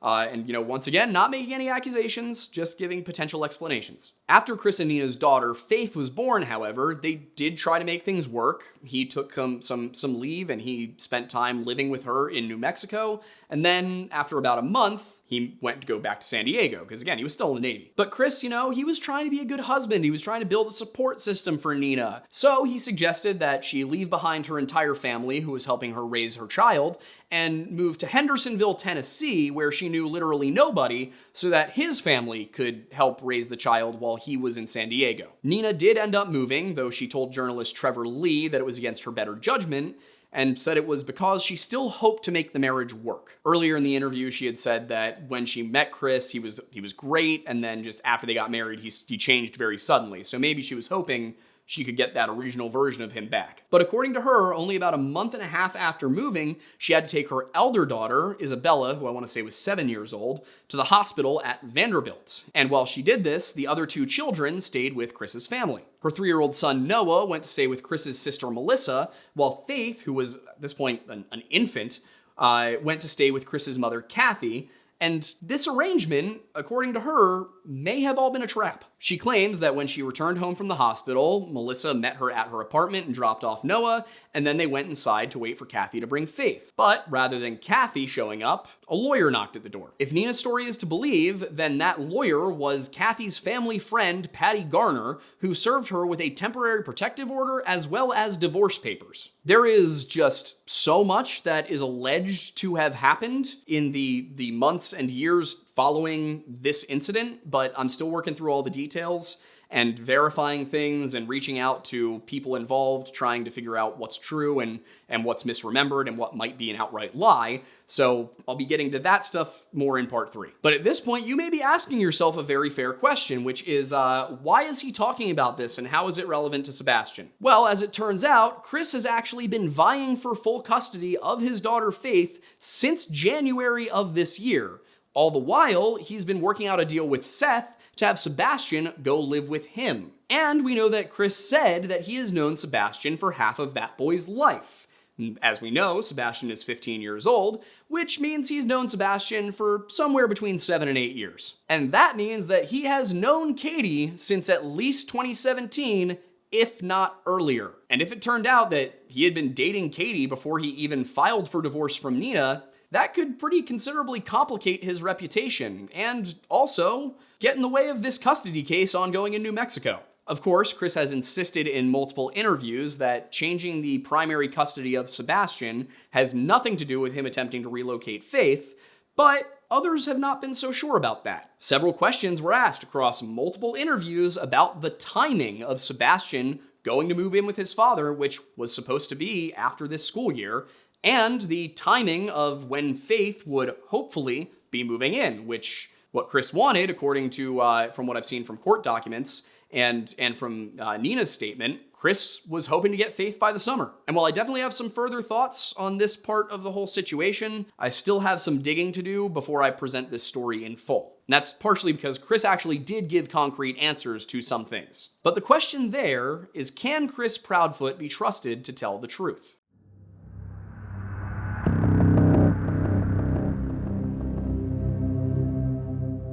If the question is, can you trust Chris Proudfoot, then the answer is a resounding no. And I say that because, and I will admit that I buried the lead here, Chris Proudfoot didn't even tell the truth about whether or not he'd taken a lie detector test. On a full 3 occasions during the March 17th interview, Chris said or implied that he had taken and passed a polygraph. Now, of course, polygraphs are not admissible in court. They are more for investigative purposes, for ruling suspects in and out, and even then they shouldn't be used in isolation. But the important part here is he said 3 times that he took one. About an hour and 45 minutes into the conversation with Duchess on March 17th, he said, while talking about the situation with his ex, people have asked about interrogations and polygraphs. All this stuff has been done. And then Duchess clarified and asked if both Katie and Chris had taken polygraphs. And Chris responded, the results are passed. Just minutes later, Crystal asked him to clarify once again that they had both taken and passed polygraphs. And Chris replied, yes. And then almost 10 minutes later, the question was asked yet again, and suddenly Chris had a much more nebulous, very defensive, and much longer answer to the question at hand. He said, well, hold on. Somebody asked the question, was a polygraph taken and has it been passed? Yes. I didn't specify who or when, but I can tell you everything has been vetted completely. Polygraphs have come back as passed. Thing is, he actually did specify who had taken a polygraph twice, and in the case of when Crystal asked it, pretty definitively. She asked, have you both? He said yes. He probably should have stopped there, but he didn't, adding, so I'm confused as in why they're all wondering if myself, my wife, and the biological father took one, when a law enforcement agency has come out and told everybody, even in the TBI news link, if you guys hadn't read that, please go out and read that. That's got a lot of great information in it, especially it's probably the most up-to-date information. But they will even tell you at this point in time, they have no reason to speculate foul play or anything on the parents. Everybody's been extremely cooperative of anything and everything they've asked of us. Now, the problem is that the TBI website that he referenced didn't say that. The most recent update to that website, as of the date of this interview, had been posted on March 17th. And while it did say that the family had remained cooperative, it absolutely did not say that they were cleared. I also think it's important to point out the difference between everybody's been extremely cooperative and the family has remained cooperative. Those have different connotations. But what the TBI report actually said in regards to, whether or not foul play was an issue was, at this stage in the investigation, there are few clues to indicate what happened to Sebastian or where he may be. There is not proof at this time that there is a criminal element involved in his disappearance. But also, there is not any proof that there is not a criminal element involved. So agents and investigators are reviewing any possibility at all that may indicate where Sebastian is. That, however, is not the lie I'm referring to here, even though it is a blatant lie. The lie we're focused on here is the one where on the 25th, just under 8 minutes into the conversation, Nancy Grace asked point blank, okay, have the two of you taken a polygraph? Katie replied, I have, while Chris replied, I have not. So, I mean, that's a different answer from the 3 he gave to Duchess's panel. And he elaborated, I've offered and volunteered on many occasions to take a polygraph, and I was told directly by law enforcement that because of my whereabouts, I did not need one. I want to also say that at no point have I stumbled across any confirmation from law enforcement that they did confirm he was in Memphis that night. Haven't come across it. It might be out there, but I sure haven't seen it. If somebody has it, send it to me and I'll factor that into part 3. I would love to know, honestly, please, because knowing that he was in Memphis would knock some stuff off the table for me and really help me to organize things. That said, I have a few reasons to believe he may not have been in Memphis. But anyway, later in the interview, Nancy came back to that and asked Chris, if I were to set up a poly for you, would you take it? To which he replied, name the place and time, ma'am, I'll be there. This, it seems, was also a lie because Nancy Grace says she followed through on it and Chris didn't hold up his end of the deal. Speaking to Crime Online journalist Dave Mack in an episode of Crime Stories posted on April 4th, 2024, Nancy revealed that she had set up a polygraph, a very well-respected polygrapher, a place and a time. However, according to her, Mr. Proudfoot tells us that he has been instructed by the TBI not to be on with us today and ask for help finding his son, his stepson, and not to take a polygraph. Nancy said she's never heard of that, and after Chris falsely implied that he had been cleared by the TBI, I'm hesitant to believe that this instruction came from the TBI at all. And Nancy seemed to agree with this. She said that as a prosecutor, as an assistant district attorney, she loved it when people took polygraphs, whether they were lawyers, witnesses, targets, criminals, plaintiffs. No matter what their relation to the case happened to be, she loved it when they took polygraphs. And to me, this statement kind of implies that this is not the kind of advice that law enforcement would give. However, it is exactly the kind of advice that an attorney would give. Now, of course, in that interview with Duchess and her panel on the 17th, Chris also did say that he had not retained a lawyer. But why would he need to do so on record when he has Patty Garner, Esquire, as a family friend? And I want to be clear here, while I said I have to verify some things about the Nina Gomez story, I have verified that Patty B. Garner was the attorney here. She did represent Chris Proudfoot in those hearings about Faith back in September and October of 2017. And Nancy wasn't done, she went ahead and she asked Dave Mack, didn't Mr. Proudfoot, Chris Proudfoot, Sebastian Rogers' stepfather, Didn't he tell us he would take a polygraph anywhere, anytime? Isn't that true? Dave confirmed, and Nancy added, he also told us, should I believe him or my lying ears, that he has never taken a polygraph before. Didn't he tell us that? Once again, Dave confirmed this to be the case, and Nancy then asked him, did he not tell another outlet that he had already taken a polygraph and passed it? You know, there's definitely a bit of showmanship here, but in this case, I think it's warranted and it's appropriate because it does a great job of illustrating how blatant this lie is. And, you know, from there, Nancy invited Dave Mack to explain for us. And Dave basically said everything I've already pointed out here. At which point, Nancy threw this over to Seth, who was actually also sitting in on the call. And she asked him, Seth, I don't understand that, because he told me he would take a polygraph if I set it up. I set it up. I went through a lot of hoops to get it set it up. One convenient to him in the area where he says he's working. Then he wouldn't take it and blames the TBI. So now I find out he's told other outlets he's taken one and passed. Do you know the truth? Also, just really quickly, because I forgot to put it into the script, but it is relevant, I basically within 2 minutes in the Nancy Grace interview, he said that he and Katie had left because, oh, by the way, I forgot to mention this one as well. Sometime between that March 18th interview with Olivia and that March 25th interview with Nancy Grace, they left Hendersonville in an RV to go to Memphis. And again, this is the kind of thing where it was inconsistent because in interviews, they told, I think it had actually left by the 20th. In the Nancy Grace interview, they said that they had left so that Chris could go back to work. But in that same interview, when Nancy Grace asked Chris where he was working, he said that it was up in the air. So the question is, was Chris employed by the construction company working at St. Jude in Memphis, Tennessee on the 25th of March 2024? Or was he not? Because from what he tells Nancy Grace, it's Schrodinger's job. But back to the polygraph, Seth, when asked if he knew the truth about whether or not polygraphs had been taken, said that he did not know, and then he contradicted Chris's claims again by telling Nancy that he also hadn't taken a polygraph when Chris said that he had. And remember, on that panel with Duchess just a week before this,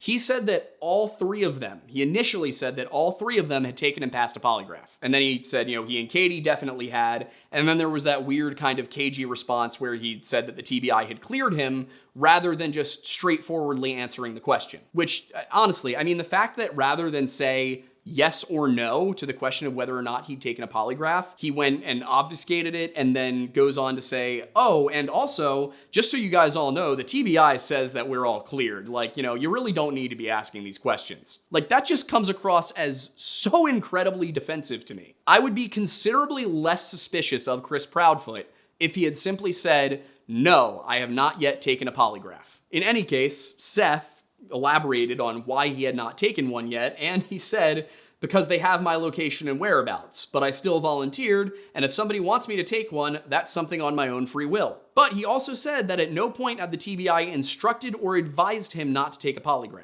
Now, I haven't gotten too far into analyzing Seth and his claims and his background yet, and I don't want this to sound like I'm saying any individual involved here is a saint. But my only point here is to say that I think the evidence is quite clear that Chris deliberately lied about whether or not he'd taken a polygraph and why he hadn't taken a polygraph. But Nancy wasn't done here either, quickly moving along to another hot topic of conversation that, to be honest, I had to save for this part of the video for narrative and structural purposes, but that was the admission by Chris Proudfoot that he had hit Sebastian with a belt. Now, you may be asking why it is that an admission qualifies as a lie, and the answer is that even when Chris Proudfoot's telling the truth, he's lying. To give you some background here, to explain my point of view, in their March 25th appearance, Nancy had asked, I want to find out about Mr. Proudfoot hitting Sebastian with a belt. What happened? Katie initially tried to answer this question, saying that was actually several years ago, before being cut off by Nancy, who insisted that Chris answer it. Chris, after saying that he thought the question was addressed to his wife for some reason, considering she said Mr. Proudfoot, said Sebastian had gotten in trouble. He got caught lying. And I asked him, I said, hey, you know, you've got to have a punishment for this. He says, yes, sir. And I said, okay. So I gave him a swat with a belt on his buttocks on the outside of his clothes. One swat. Nancy had asked him if this was the first time that he had ever hit Sebastian with a belt, and Chris responded, yes, ma'am, the one and only time. Now, you can probably guess where this is going at this point. Nancy asked when this occurred, and she was told, years ago, ma'am, but that wasn't enough. She pressed him. She said, you know, how many years ago? 1, 3, 10? And the question that was given was at least 3. And then finally, she had asked how all of this turned into a CPS complaint, and Chris said it didn't turn into a CPS complaint. And this, of course, is also a lie. And in the episode, Nancy had played those sequences from her earlier interview. So leaving those flashbacks behind, Nancy returned to the present saying, "But didn't it? I've got a lot of things I need to dissect very quickly. Dave Mack, you and I have been scouring the internet and speaking to various witnesses. Mr. Proudfoot tells me to my face that he hit Sebastian with a belt. This is an autistic boy. An autistic boy." You know, she paused, and I'm pretty sure in this same interview she said that no child should be hit with a belt, that was wrong, but it's even more wrong to hit an autistic child. And she said that there was actually a specialist she had on hand in the studio that day to talk about this, and I'll be getting to that aspect in part 3 as well. I know this might seem really arbitrary, but I promise it will make sense in a week. But anyway, after, mentioning that bit about the specialist and wanting to talk about how autism and corporal punishment might not vibe well, she said, "Help me, Dave. I'm hearing that it happened years ago. In both those quotes where you heard Chris Proudfoot speaking, he said several years ago. Then he says, when I press him on that, he says at least 3 years ago. However, he stated a different scenario to a different person. Explain, Dave Mack." And Dave told her he did a YouTube interview, and in that interview, he described the actual belt whack. And in your interview, he said that the belt whack did not lead to a CPS call. However, in his other interview, and before Dave could finish, Nancy interrupted, asking him to give her Sebastian's age at the time of the beating in question, and reminding the audience that Chris said 3 years ago. And Dave caught on real quick here and said, he said in another interview that the 15-year-old boy was upset. He was in trouble. He said he's 15 and he's in trouble. He was describing why Sebastian was mad about the punishment, the whack, and he said, 15-year-old boy, punishment. Now, that's not 3 years ago, that's within the last 12 months. And as noted by Dave seconds later, Katie had agreed with Chris that the beating was, in fact, at least 3 years ago. And then Seth chimed in with something that added a whole new level of importance to this aspect of the story. The fact that Sebastian had only turned 15 on December 7th, 2023. And considering that in the March 25th interview, Chris had told Nancy Grace that he had not been home since the first weekend of February, that means that this belt whacking incident happened sometime between December 7th and the end of January. You see, Dave Mack had drilled down and came to the exact same conclusion that I did. Chris Proudfoot told 2 distinctly different stories about beating Sebastian with a belt and lied about how many times CPS was involved. As Dave said, Chris told Nancy that he had hit Sebastian with a belt exactly once, 3 years ago, and that there was no CPS called. However, speaking to Smiley Stories World, Chris had said that after the incident which occurred when Sebastian was 15, a CPS agent had come to their door while they were sitting down for dinner that night.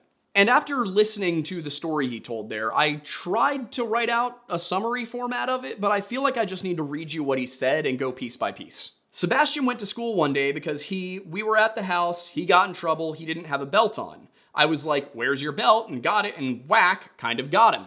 And while Chris does not elaborate here on why Sebastian was in trouble, the comment that Sebastian didn't have a belt on would suggest that he was in trouble because he didn't have a belt on. To be honest, after everything I've read so far about Chris, it would not surprise me if that's all it took. But Chris continued, so he goes to school, he tells the teacher, and they're mandatory reporters. So the teacher reports it that afternoon. CPS shows up to the house while we're actually sitting down to eat dinner. Now for this part, the important thing to remember is that Chris told Nancy he only hit Sebastian with a belt once, 3 years ago.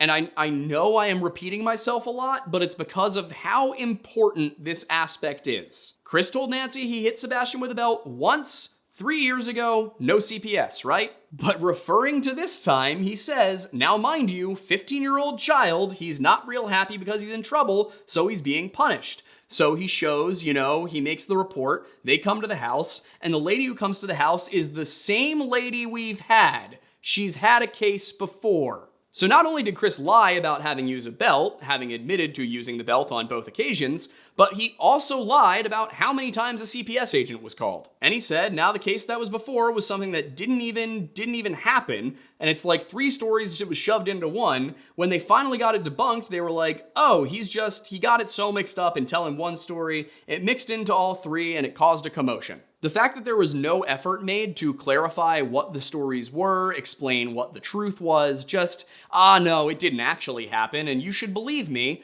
does not make me want to believe him. You know, when I think about what Chris has said, the fact that he said that the time before, when Sebastian was 12, he hit him with a belt exactly once, and as we now know, that was a lie. And the fact that he now says that there were 3 stories shoved into one the previous time makes me think that, in reality, the previous time wasn't just the one time he hit him with a belt. It was probably 3 separate times. And again, using his own words here. But he continues, well, they canceled that out, so the one on me, she shows up, and I say, hey, how you doing? It's her again. And initially, I didn't even catch this part, but Chris says, so the one on me, which could imply that those 3 stories Sebastian told the first time, maybe Chris wasn't the one responsible for all of them. And then the question is, who was? If we're going based on what Chris and Katie said in all of these interviews, which is that Chris really doesn't interact with many adults aside from them, it could really only be Katie. Or potentially another member of the Proudfoot family. But he says, she's like, oh, hey, she's, hey, I'm already don't. She's like, don't tell me anything, but I'm gonna tell you what I know happened. And I said, okay. She goes, boom, boom, boom. She told me exactly what happened. I said, yes, ma'am. She goes, oh my God. I say, yes, ma'am. It may be because I was writing this segment at 5 a.m., but none of that makes any sense and just sounds like nonsense he was coming up with on the spot so that he didn't have to explain what actually went down. You might be able to sense the irritation and anger within me as I go through this. You know, it's there. And, you know, either way, whether that was nonsense or not, I don't like the rest of what he said at all. Because he goes on to say, this is how it's been. Sebastian thought by telling on me, making it sound like I was so horrible that I was going to get in trouble over something stupid. It was like, no, Sebastian, you got punished, man.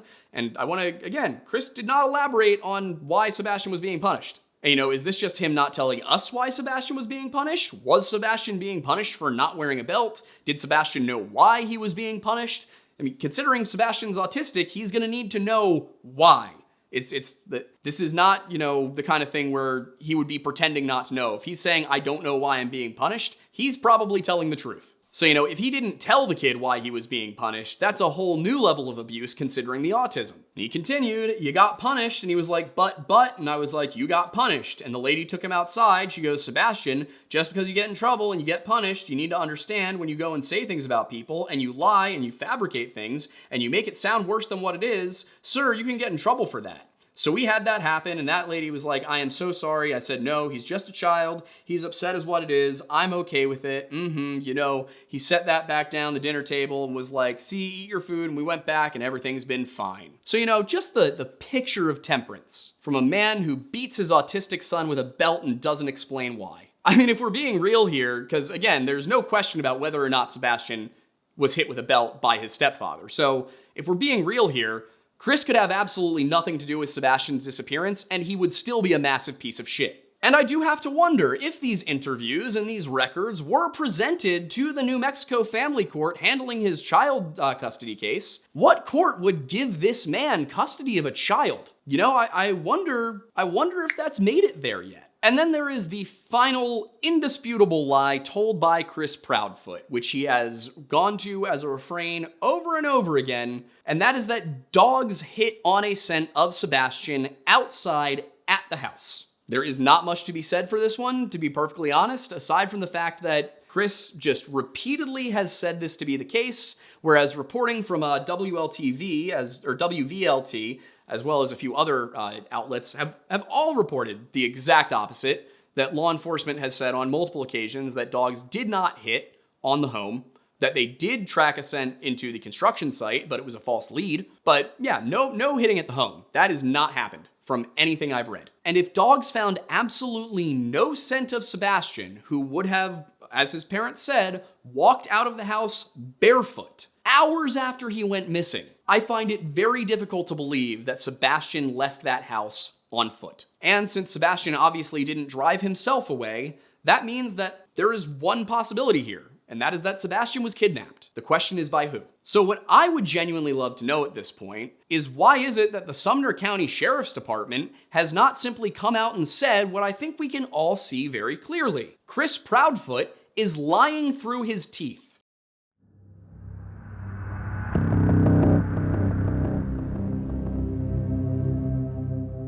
Towards the end of our second video on the Sebastian Rogers disappearance, the one that came out a week before this one, I said that there was a bunch of stuff that I felt I couldn't yet talk about, that I had come across, that I had noted, and that I had begun investigating, but wasn't quite at the point where I could present it and feel like I had given you the full story.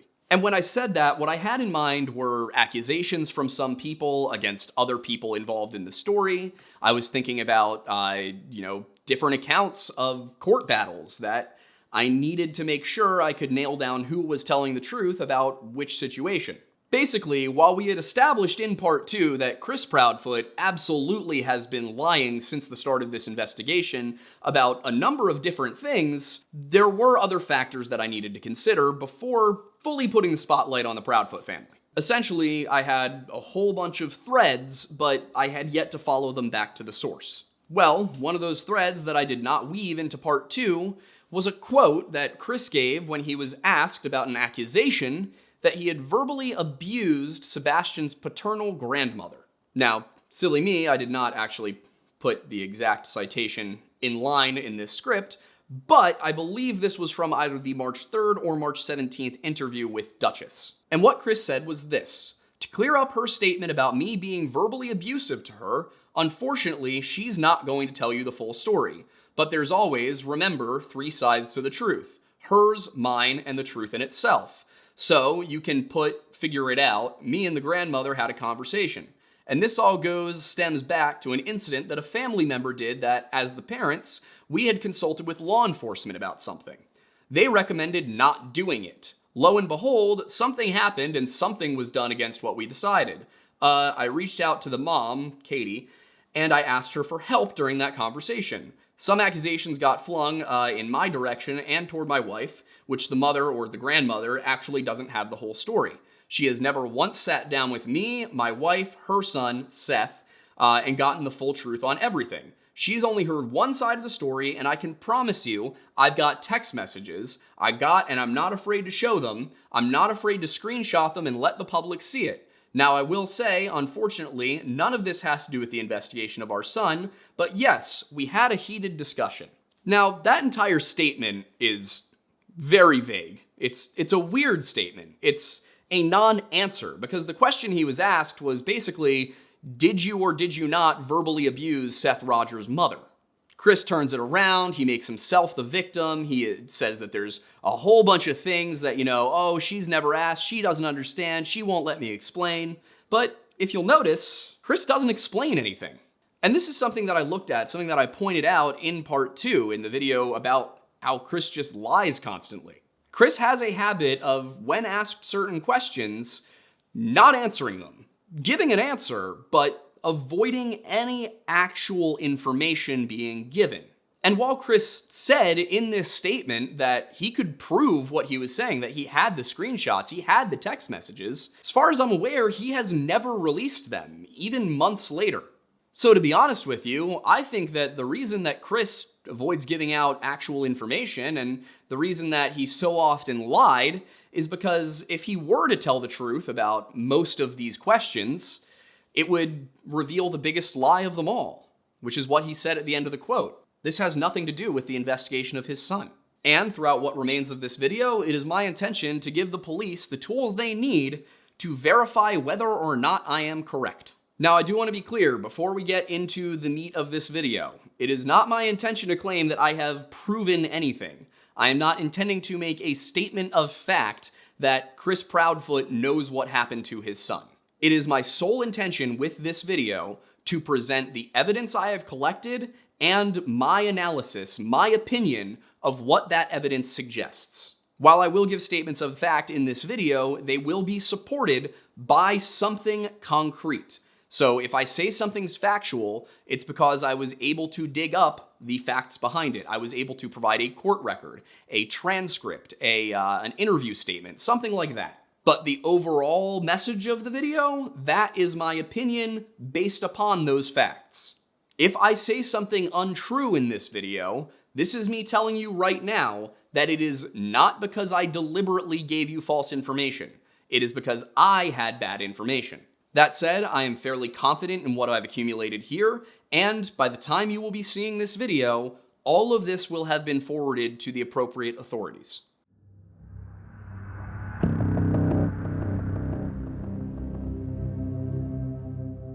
One of the more intriguing theories about Sebastian's disappearance centers on something that, at first, doesn't necessarily seem like it would be connected. And that is Chris Proudfoot's attempts to obtain primary custody of his daughter, Faith. Now, Chris has repeatedly denied that there is any connection between these two situations, but as we have established, you should not trust Chris to even tell you where he slept last night. To quickly revisit what I mean by that, Chris has verifiably lied about taking a polygraph test, being cleared by law enforcement, dogs picking up Sebastian's scent at the house, how many times he beat Sebastian with a belt, and how many times he'd been visited by CPS because he'd beaten Sebastian with a belt. So from there, it's not really a stretch to at least ask the question of if Chris could be lying about whether or not there is a connection between Sebastian moving out and Faith moving in. And along with the fact that we know Chris has lied multiple times about this case, we also have the testimony from his ex-wife and the mother of his daughter Faith about what her relationship was like and how he treated her children, his stepchildren from that marriage. And then wrapped into all of this are the details of Seth and Katie's divorce in 2016 and how Chris got involved in Sebastian's life and the chronology there and some accusations that were leveled against Seth that I would have to question now that Sebastian was supposedly moving in with him. In order to properly explain how all of this connects, however, I feel like I first need to give you the breakdown of how Chris and Nina's versions of this story play out. And from there, I think it's important to go over the problems, the possible inaccuracies in both accounts. Now, in part 2, we did briefly discuss the relationship between Chris and his ex-wife Nina. And we dipped our toes into the ways in which her version of events paints a much darker picture of Chris Proudfoot, Katie Proudfoot, and really the entire Proudfoot clan than what Chris would have us believe. You see, by the time that Duchess held her panel on March 17th and invited Chris and Katie on, there was a rumor spreading, and I haven't tracked down the origin of the rumor, but there was a rumor spreading that Chris had a history of domestic violence. And during that interview, Duchess asked if Sebastian was scared of Chris, and Chris explained his perspective and told the panel that, as parents, you have rules they have to follow. If they don't, there's consequences. Of course, we now know that those consequences included a belt to the rear end by Chris's own admission, but this is not the domestic violence that they were talking about, and Chris knew this. And he went on and explained that he did not have a domestic violence charge or conviction, but there had been a temporary protective order placed against him in New Mexico. As Chris tells the story, his domestic troubles with Nina began when Faith was about 6 weeks old. This would have been mid-July of 2017, shortly after he had facilitated Nina moving from Albuquerque, New Mexico, where her family was, to Hendersonville, Tennessee, where his family was. It was at this time that he says an event took place while I was holding my daughter. And he goes on to explain, I was holding my daughter in my left arm. Okay, mind you, she was a little baby. She was up against my chest, cuddled up next to my cheek and my shoulder.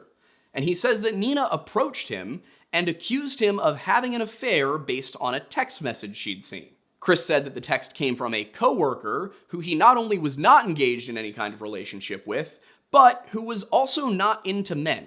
Naturally, he denied the affair, which he said resulted in Nina slapping him across his left cheek. And it was at this point that he says, I had to do what I had to do based on being a parent, which is what's best for my child. In this case, what he thought was best for his child was to file a temporary protective order against Nina, which kept her from seeing Faith until their court date. The court, however, ultimately sided with Nina, and Chris gave Faith back to her, at which point he says she jumped in the truck and flew right back to New Mexico, and within 2 days of being there, she turned around and filed the exact same thing against him. As for any connection to his missing stepson, he said that it had absolutely zero bearing on this case with Sebastian, and that he wanted to ask people to refrain from bringing that up because it has no bearing. If we were to take Chris at his word here, then it really would sound like he just had a jealous wife and it escalated into physical violence.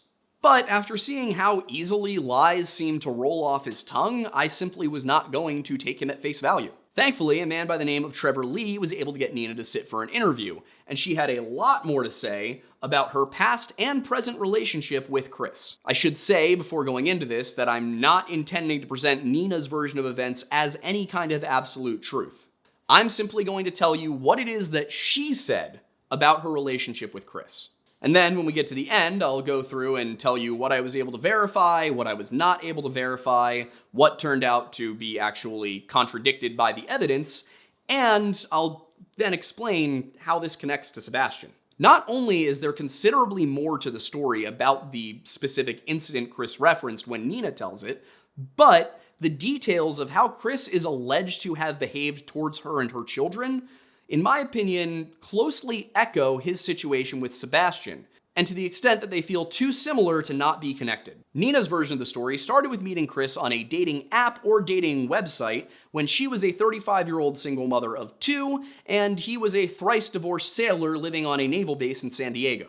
She married him after only a couple of visits, moved to San Diego, and then from there, it's a sad story of a woman falling for a man who she claims has since turned her life into a living nightmare, even after their divorce. She says that he would spank her 3-year-old son Noah and force both him and her 7-year-old daughter Isabella to stand in a corner for timeout entirely too often. I don't know precisely what that means, but I'm assuming it means more than, you would expect. The way it's phrased, it sounds like she's saying that these were not necessary punishments. When Nina became pregnant with Faith, Chris encouraged her to get an abortion, even though she explicitly told him she didn't want to. Then, months later, after she had moved back in with her parents to have some support during the pregnancy, she got a call from a neighbor who told her that Chris was getting rid of her things, like just giving away her furniture, her mementos, her keepsakes, her decorations, all of that. When she confronted him about all of this, he told her that he was worried about her or their unborn child dying on the table, even though there had been really no reason to suspect that might happen. In addition to that, he did not explain why he was getting rid of her things. He seems to have done that thing where you'll ask a question and he'll answer something else to the extent that you didn't realize he didn't answer your first question. Nina also said that because Chris was not supporting her with the pregnancy and he was being abusive towards her children, she moved back to Albuquerque so that she could live with her parents for the duration of the pregnancy. And Chris did not show up again until after Faith was born. Instead of driving out immediately when he had gotten the call that Nina was going into labor, Chris waited a few days, called the hospital a few times and verbally abused the nurses, and then when he finally did show up after Faith was born on June 2nd, he continued to verbally abuse the nurses. Nina says that he was actually nearly kicked out several times for verbally abusing the staff. Now, Nina did say that Faith had to go back into the hospital to the NICU because she was jaundiced and she had to stay there for a week or a week and a half, during which period Chris did stay, and Chris's mother, Kathy, flew out to visit them. Then after this period, once she was out of the hospital, they stayed in Air Force housing at Kirtland Air Force Base very briefly before Chris returned to San Diego.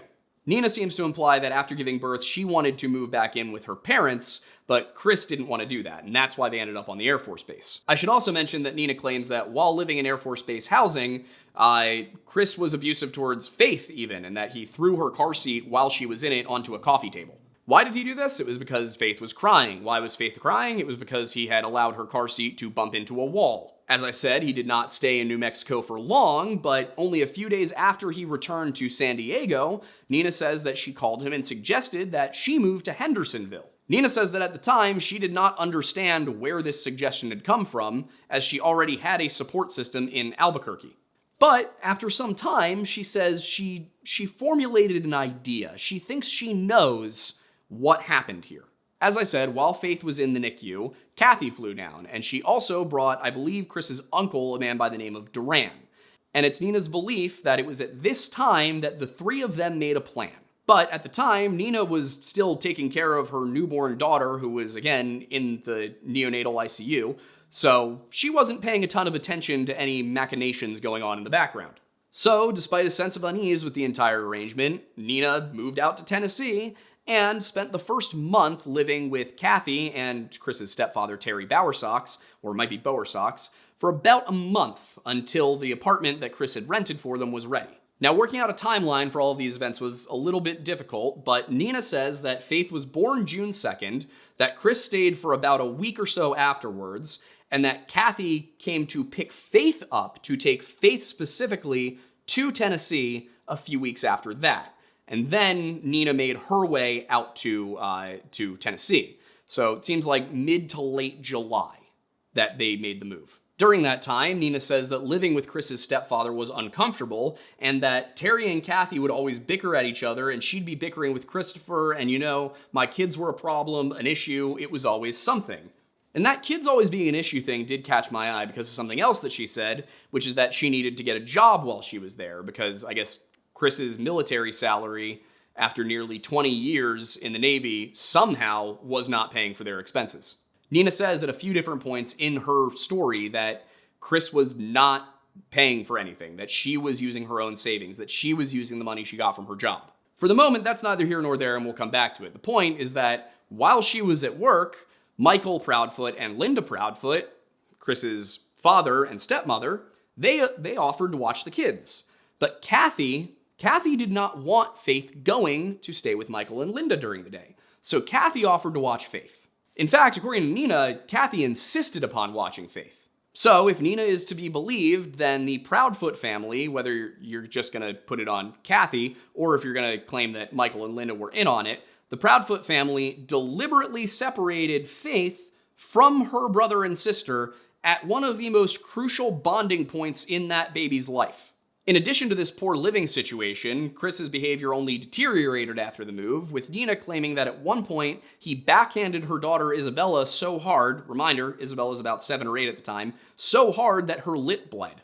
And in case you're wondering why it is that she moved to Tennessee in the first place, I did go over it in part 2, but she still was trying to make the marriage work. She was hoping that the version of Chris that she knew before they got married would come back. In any case, when they were finally able to move into their apartment, which Nina says was at the end of August 2017, Chris moved them in, and then he made all the arrangements necessary, and then he was preparing to go back to San Diego. The night before he was supposed to fly out, however, Nina says that he got a text message, which said something along the lines of, "Hey baby, when is your flight coming in?" Keep in mind, end of August 2017. Nina questioned him about this, only to be told that this person was a lesbian and she had nothing to worry about. But she did not believe him, and she was furious because, in her opinion, she'd just seen proof that he was cheating on her, so she slapped him. In the midst of all of this, Isabella, Nina's other daughter, developed a severe upper respiratory condition and had to go to the hospital at Vanderbilt in Nashville. Because she wasn't sure how long she'd have to stay there, she had her son, Noah, who would have been 3 or 4 at this time, stay with Melissa, Chris's sister. One of Chris's sisters, at least. I don't know if he has multiple. It seems like he does. And then Faith stayed with Kathy. And if there was a trap, this is when it was sprung. What I mean by that is that, according to Nina, when she and Isabella returned home from Vanderbilt, Melissa met her at their apartment with Noah. Kathy, however, did not show up. Instead, an attorney by the name of Patty Garner, who Nina says was a friend of Kathy Proudfoot, showed up with a temporary protective order and informed her that Chris planned to file for divorce. Nina tried to call Chris, but he wouldn't pick up the phone, so she went to the sheriff's office to ask them for help, and they told her that it was a legal order, so there was nothing they could do. And with no other options, she drove over to the Bowersox residence so that she could hopefully talk to Kathy and Terry about what was going on.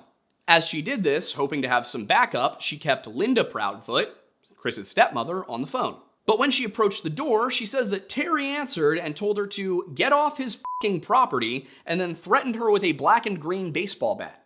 And Linda, it appears, was not of much help, and Nina says that she believes that that side of the family was in on it. So, with all of the Proudfoots seemingly aligned against her, Nina reached out to her own family back in the Southwest, who told her to stay put, they were coming out immediately. And while they were making their way out from Albuquerque, she started to look for legal counsel in Hendersonville. Nina did not have much money for a lawyer, which she says she believes was the reason that Chris forced her to use her own money to pay for everything, but she was able to get the assistance of an attorney by the name of Mr. Michael Edwards. I will get into it a little bit more later, but I was able to contact Mr. Edwards. He confirmed that he did represent Nina, and the court records from Tennessee also confirmed that he represented Nina. With the assistance of Mr. Edwards, she was able to win the case and have the temporary protective order overturned, with Chris being ordered to return Faith to her the next morning at 8:30 a.m. Based on court records, I believe that would make the exchange date October 3rd, 2017. On that morning, she and her father went to go pick up Faith, and she had her father waited at a Wendy's up the road, he said. She said, sorry. And the reason for this was so that he could follow her out. However, when she went to perform the exchange, she says that the entire Proudfoot family was there and they were not exactly cooperative. She says they live streamed the entire thing on Facebook, saying things like, "I can't believe the judge awarded her custody," while she was just asking to have her daughter back. Allegedly, as part of this, Kathy threw a brown paper sack full of diapers and a dirty bottle at her as well, saying, "I think you're going to need this," while she laughed. She goes on to explain that after Chris had finally handed over Faith, Nina started strapping her in, but as soon as she went to do so, Chris got into the driver's seat of her truck. Again, she says all of this was live streamed to Facebook by the Proudfoots. And if it was, one of those live streams should have caught Chris's sister Melissa saying, "Why don't you put it in reverse and drive over her?"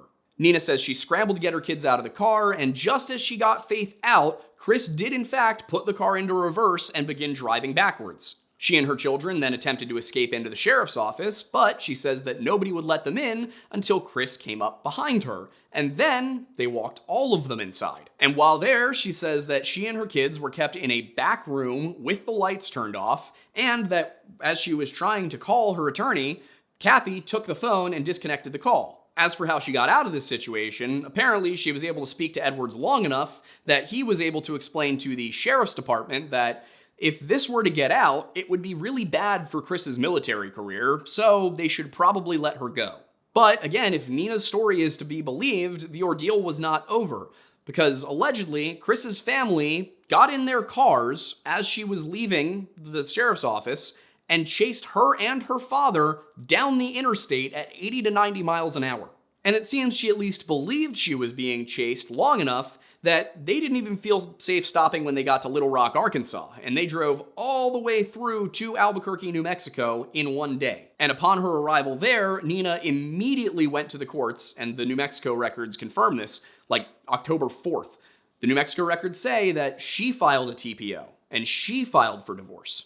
Their divorce was eventually finalized in 2018 after quite a lengthy process of trying to work out the custody arrangements. But even after the divorce, Nina says that there was sort of a constant pestering about custody and making sure that Chris had a say in absolutely everything that Faith did. And it even seems that on a couple of occasions he motioned to get custody of Faith, but it just didn't go anywhere. And then, on December 27th, 2023, things escalated. On that day, Nina had to take Faith to the airport because their custody arrangement granted Chris half the Christmas season. And when she got there, she would be meeting Katie, who would be taking Faith back to Tennessee. And Nina also says that when she arrived at the airport, Katie was filming their entire interaction, and apparently this is something she always does. You know, Aiden, I'd be willing to bet that if she's been filming, all of the times she's filmed are probably also on the cloud. I would imagine so. I would imagine law enforcement could probably verify if this was filmed. Most likely, correct? I would say so. I would say so. And you know what? I also would say that if they were live streaming to Facebook in 2017, Facebook should at the very least have a record that a live stream occurred, even if the video has been deleted, right? Generally. Yeah, which the FBI could easily subpoena. I mean, they might even be able to use the Wayback Machine. That's true. Ooh, no, couldn't use Wayback. I went and checked Chris Proudfoot. I couldn't find, there's no record on Wayback of any of the Proudfoots so far as I can tell. Well, no, I mean, Alexa doesn't automatically crawl every web page. Usually there has to be a reason for it. Like if a search term goes viral or, you know, a page gets a lot of visits, well, then it'll get crawled by the bots that feed the Wayback Machine.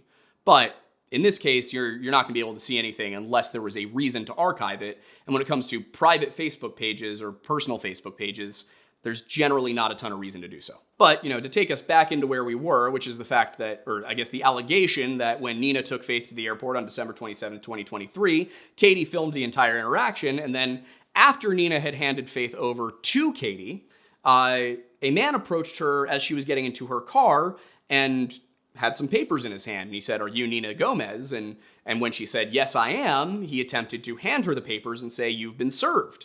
As it turns out, both according to Nina and verified by court documents, that man was named Michael Tinker, and he was a lawyer hired by the Proudfoot family to engage in a custody case that was ongoing. Because, once again, Chris was still fighting for custody this whole time. And I know I said we're going to go through what's verifiable. I just want to be clear right here. This is all verifiable. This is all in the New Mexico court records. Chris tried to get custody. He reopened this case in September of 2023. So all of this interaction, this all happened during a custody battle. I'll get a little bit deeper into the specifics of that custody battle later on in the video. The point of the matter is that when Nina was handed papers by an attorney after just handing Faith over to a member of the Proudfoot family, she panicked. Because this is precisely what happened 6 years earlier when Chris used a TPO to take Faith from her the first time. So Nina bolted from the car without taking the papers. She ran through the airport screaming that Katie was going to kidnap her daughter, grabbed Faith, and then went and called the Albuquerque Police Department, who, she says during the Christmas season, have officers stationed at the airport at all times. And Nina says that Katie got all of this on film too. The police arrived shortly after Nina called them, but just like in 2017, they told her, there's nothing we can do. This is a legal part of the custody arrangement, and them serving you papers doesn't change that. Basically, it was Chris's weekend, so he'd done nothing wrong. And this obviously frustrated Nina quite a bit, but it was only once she looked at the papers she had been served that she says everything became clear to her. That's because the papers she was handed were not a TPO. They were not a temporary protective order at all. They were a summons to a hearing she not only already knew about, but had been informed of multiple times and planned to attend. In any case, those papers that she was served were in reference to that same hearing, which was on January 2nd, 2024. And she says that the day of that hearing, Chris and Katie used the incident at the airport to not only motion to relocate Faith to Tennessee, but also to order a psych evaluation for Nina. The evidentiary hearing for that was scheduled for March 5th, 2024, but just a week before that was supposed to happen, Sebastian Rogers disappeared. And at first, Nina thought that this was all a ploy, that Chris was just making this up as a way to get out of that hearing and maybe buy time to construct a more solid case or just kind of, drag things out. But as the days went on, it became clear to her that this was real. Sebastian actually was missing. There is some more said. Nina goes over, how this has affected her life. She gives a few more details. I would recommend that everybody go and watch through it or listen through it because there's a lot of detail. It's 2 hours long. I obviously could not distill the entire thing down for this video. But what I've given you here are the key aspects, the things that matter the most to the argument we're making here. The interview as a whole presents Chris as this abusive, controlling, manipulative narcissist, and his family does not come across much better. But the question here is this an accurate account of events? Contested custody battles can be some of the most bitter legal fights there are, and exaggerations and manipulations of the truth from exes in order to get the upper hand on one another are not unheard of. So it's important that we take a step back and consider the evidence. We're not taking Chris at face value, so it's only fair that we also don't take Nina at face value. While I find much of Nina's narrative compelling, there are a few things that kind of immediately stick out as improbable, if not impossible. Some even could be corroborated or debunked if law enforcement knew where to look. Most of the events that Nina described would, or at least should, have been observed by objective witnesses. So I think the best place to start is with the more unlikely ones, the ones that weren't witnessed. This would, of course, include all of Nina's allegations of domestic abuse against Chris, as those incidents happened when nobody else was in the home but them. While I don't doubt that Chris would have been abusive towards Nina's kids based on the fact that he admitted being abusive towards Katie's son, there's no doctor's visits or police reports to corroborate this. A better example may be her story about what happened after the custody exchange, where she says that the Proudfoots got in their cars and followed her and her father down the interstate at 80 to 90 miles an hour. On its face, this seems rather strange simply due to how absurd it is, but absurdity is not evidence against something. Absurd things do happen. But there are further issues with this portion of the narrative that should probably be considered. One question I have is if she actually meant interstate rather than just highway, because the only interstate route in the area that would lead to Albuquerque is I-40. And the nearest entrance to I-40 from Gallatin, Tennessee is near West Nashville. What that means is that if they were chasing her on the interstate, they had to follow her 30 to 35 miles through or around Nashville just to get to I-40. Now, it's not impossible, it's just a little hard to believe, and of course on top of that, there is the option that she may have just thought she was being followed because she was panicking. And the reason I include this segment in this section about stuff that can't be corroborated is the chances that there's going to be evidence of this car chase are just extremely slim. I mean, this many years on, nobody's going to remember if they may have seen a car chase on I-40 on October 3rd, 2017. It's just not going to happen. It might be worth law enforcement looking in to see if they can find evidence of her car making these motions on that day, but I doubt it. The other one that really jumped out was what happened after the TPO was served, with her going over to the Bowersox residence to speak with Kathy and then being threatened with a bat by Terry. In addition, she also said in her story that they claimed Chris had already returned to San Diego at this point, but that she saw Chris's shadow in the room. Again, hard to corroborate. And the reason that I say this isn't possible to corroborate is, well, you might be able to use like cell phone records or something else. I mean, obviously he was in the Navy, so maybe his movement was tracked in some way. Somebody would have to admit that Terry threatened her with a bat in order to corroborate this story fully, and nobody's going to admit that Terry threatened her with a bat. The good news is that outside of those, basically everything else she said happened would or should have been recorded or observed by outside witnesses. But not all of those claims have been corroborated yet, such as Chris removing the furniture from the home. An example of this would be what happened immediately prior to the highway chase, which is that whole affair with the custody transfer at the sheriff's office in Gallatin. I will say I reached out to the sheriff's office in Sumner County, which is the one that would be in Gallatin, and they told me that they had no record of this happening and no recollection of this happening, and that everything up until an ex parte motion filed in New Mexico was handled by the Hendersonville Police Department. That said, everything I'm about to say still remains true regardless of what they said there. That's because Nina claims that everything from her driving up to the sheriff's office to her being led into the sheriff's office was live streamed. If this is true, then as Aiden and I kind of joked about earlier in, a bit of foreshadowing, the TBI or the FBI should be able to subpoena Facebook's live streaming records from all of the Proudfoot's accounts.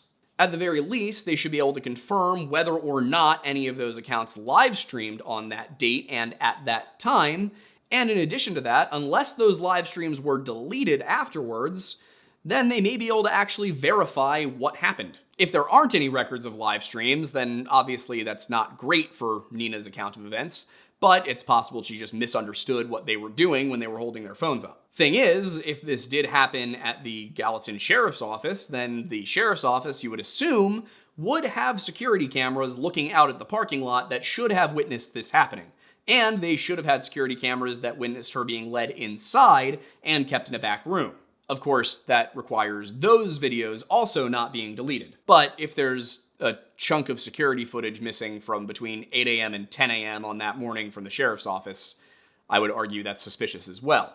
But that said, I contacted the sheriff's office and they said that this didn't happen there, but instead happened at the Hendersonville Police Department.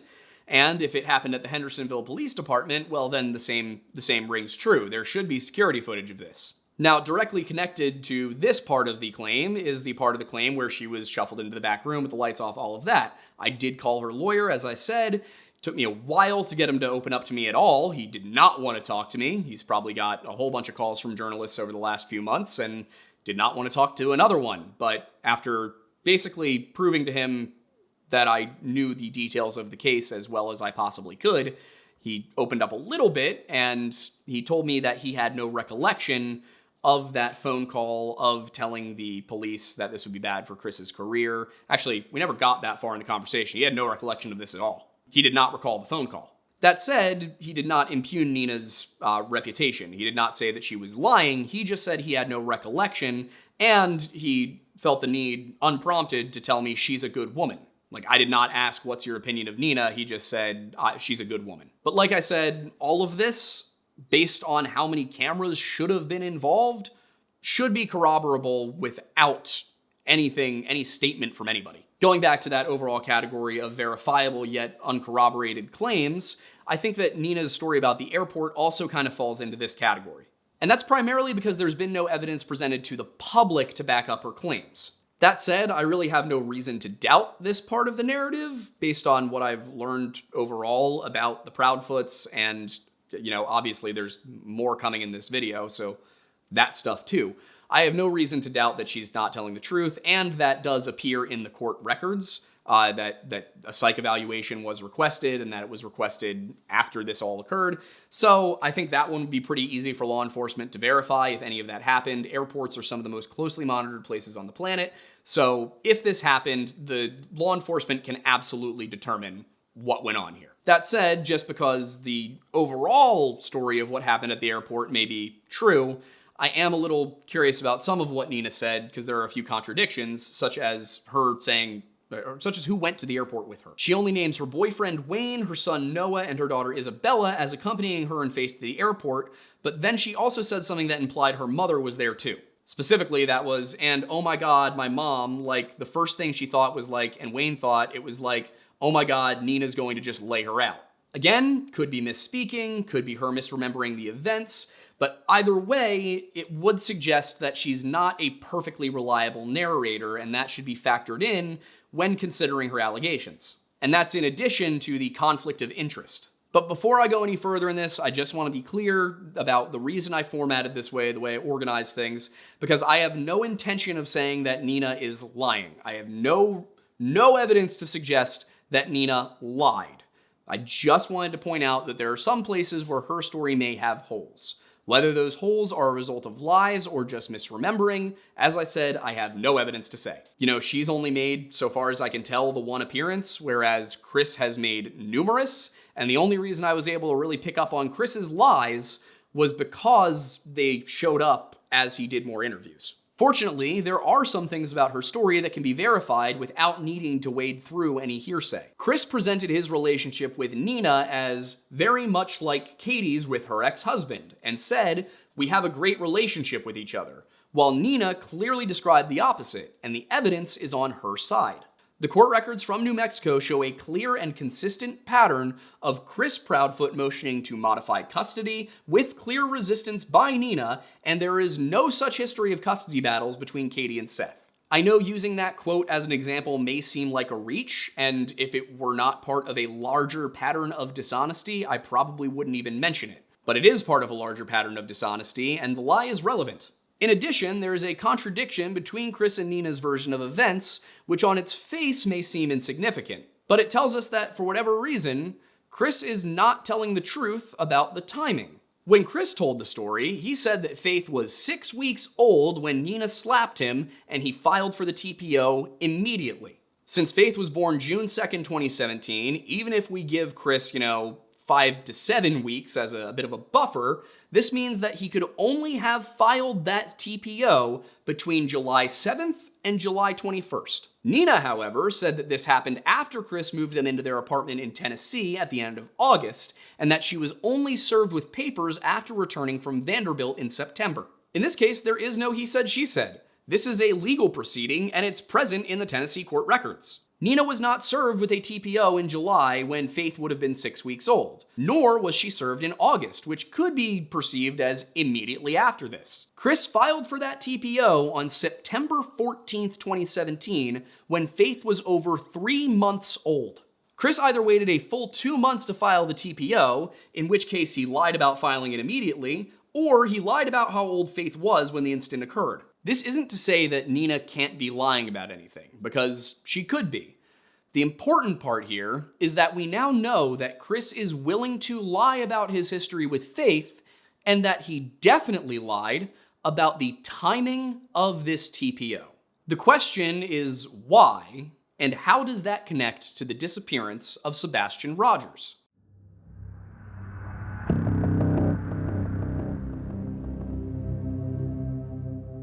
Having gone through the story of Chris Proudfoot and Nina Gomez's relationship and how Faith affected it, I want to turn your attention back to the original question at hand. Is it possible that Sebastian moving out of the Proudfoot home had something to do with Faith potentially moving in? Chris has been adamant that this is not the case, but there is a pretty big piece of evidence that he has not been able to overcome, and to my knowledge, that he has not denied. Chris Proudfoot told Seth Rogers that he did not want Sebastian around his daughter. Speaking on the Pascal show on April 5th, Seth said that people were asking Chris why he didn't want my son around his daughter, and he kept telling me that if people kept asking the question, he's going to answer it. As for what he meant by this, Seth elaborated that Chris said that if he tells them, people will stop looking for Sebastian.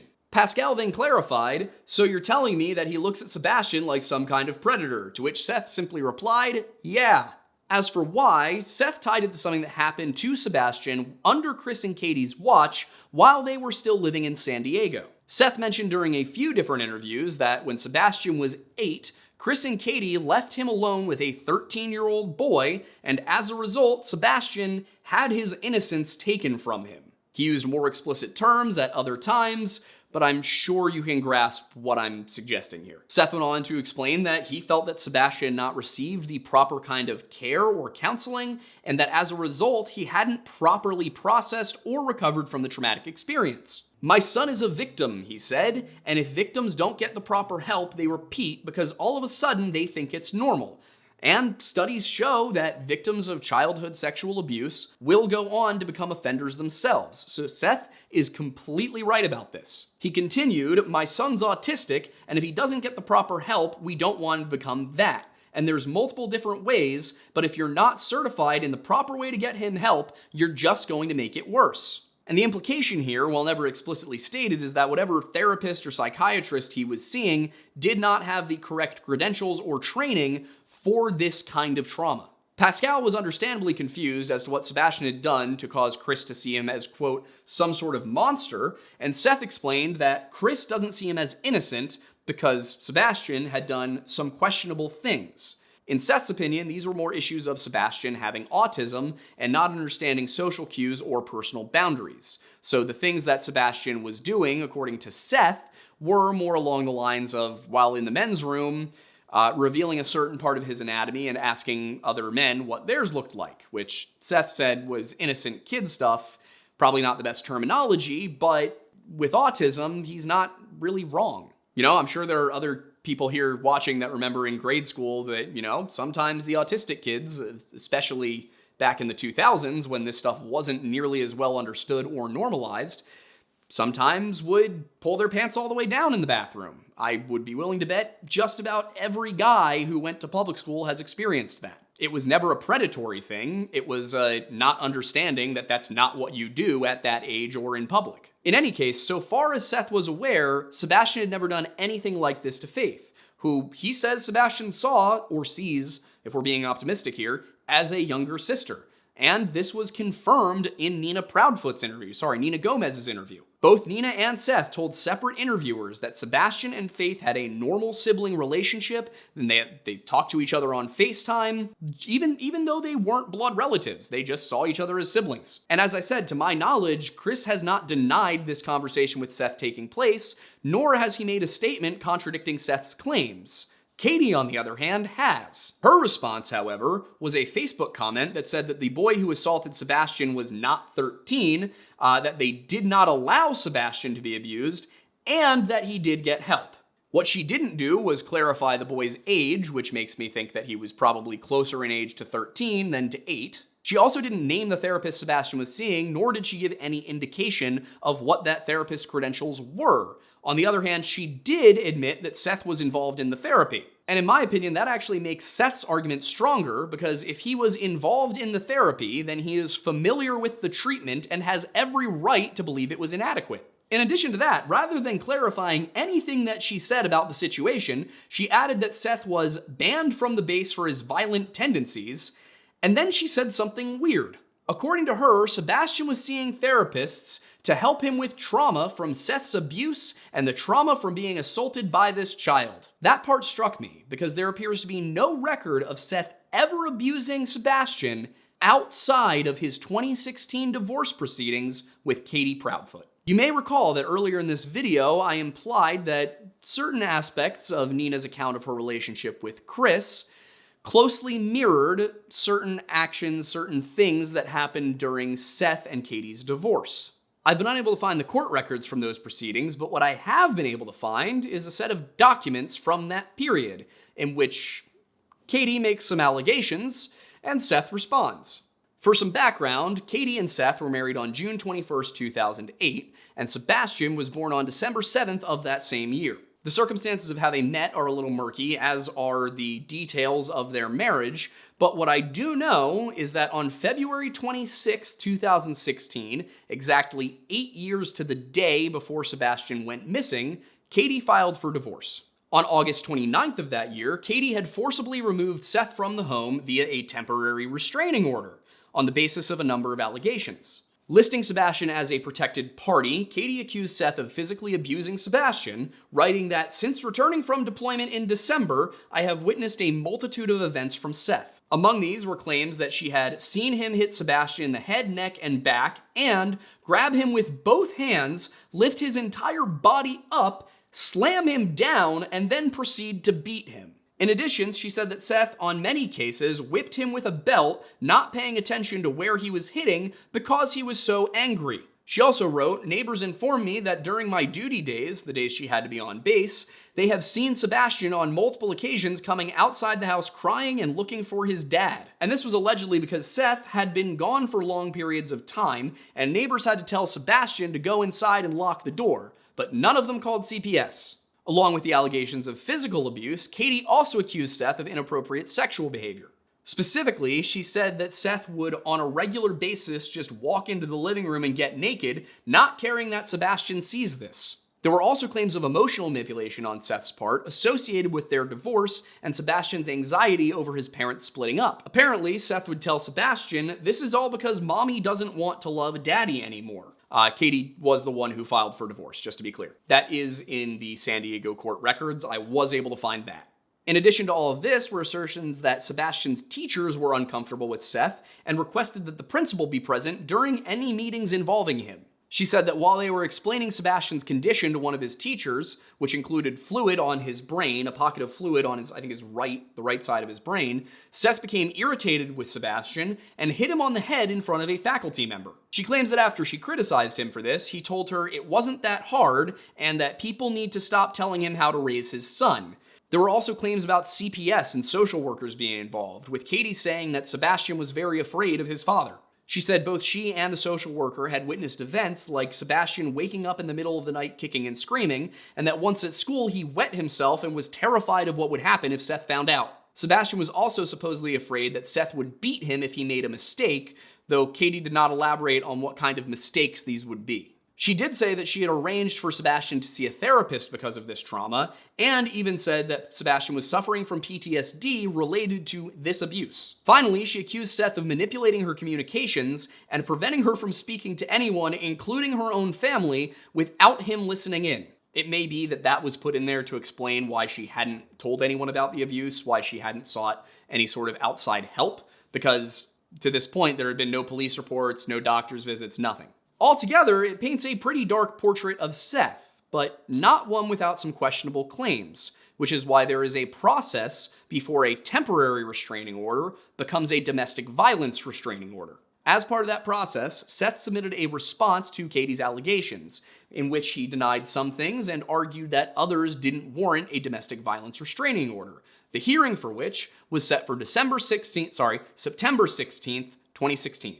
Seth wrote that Katie's request for a restraining order is based upon the following, then listed 5 arguments that Katie had submitted in her completed filing. It seems the document of hers that I have access to, which I found on Reddit, was more for the TRO than the DVRO, not the complete filing for the domestic violence restraining order. And I say that because the arguments he's responding to include stuff that wasn't necessarily laid out in the document I read. In any case, those reasons were that Seth was highly aggressive in his mannerisms, cursed and yelled at her, which he did not deny, but also did say that it wasn't a basis for a restraining order under the facts. She also said Seth was very angry, yelling at Sebastian, and Sebastian told her, "Daddy hit me." Seth denied hitting Sebastian entirely. She said that Seth yelled at her and Sebastian, then slammed a door, breaking it, which he did not deny and did say wasn't a basis for a restraining order under the facts. She said Seth had issues with his temper, which he denied and stated it wouldn't be a basis for a domestic violence restraining order even if true.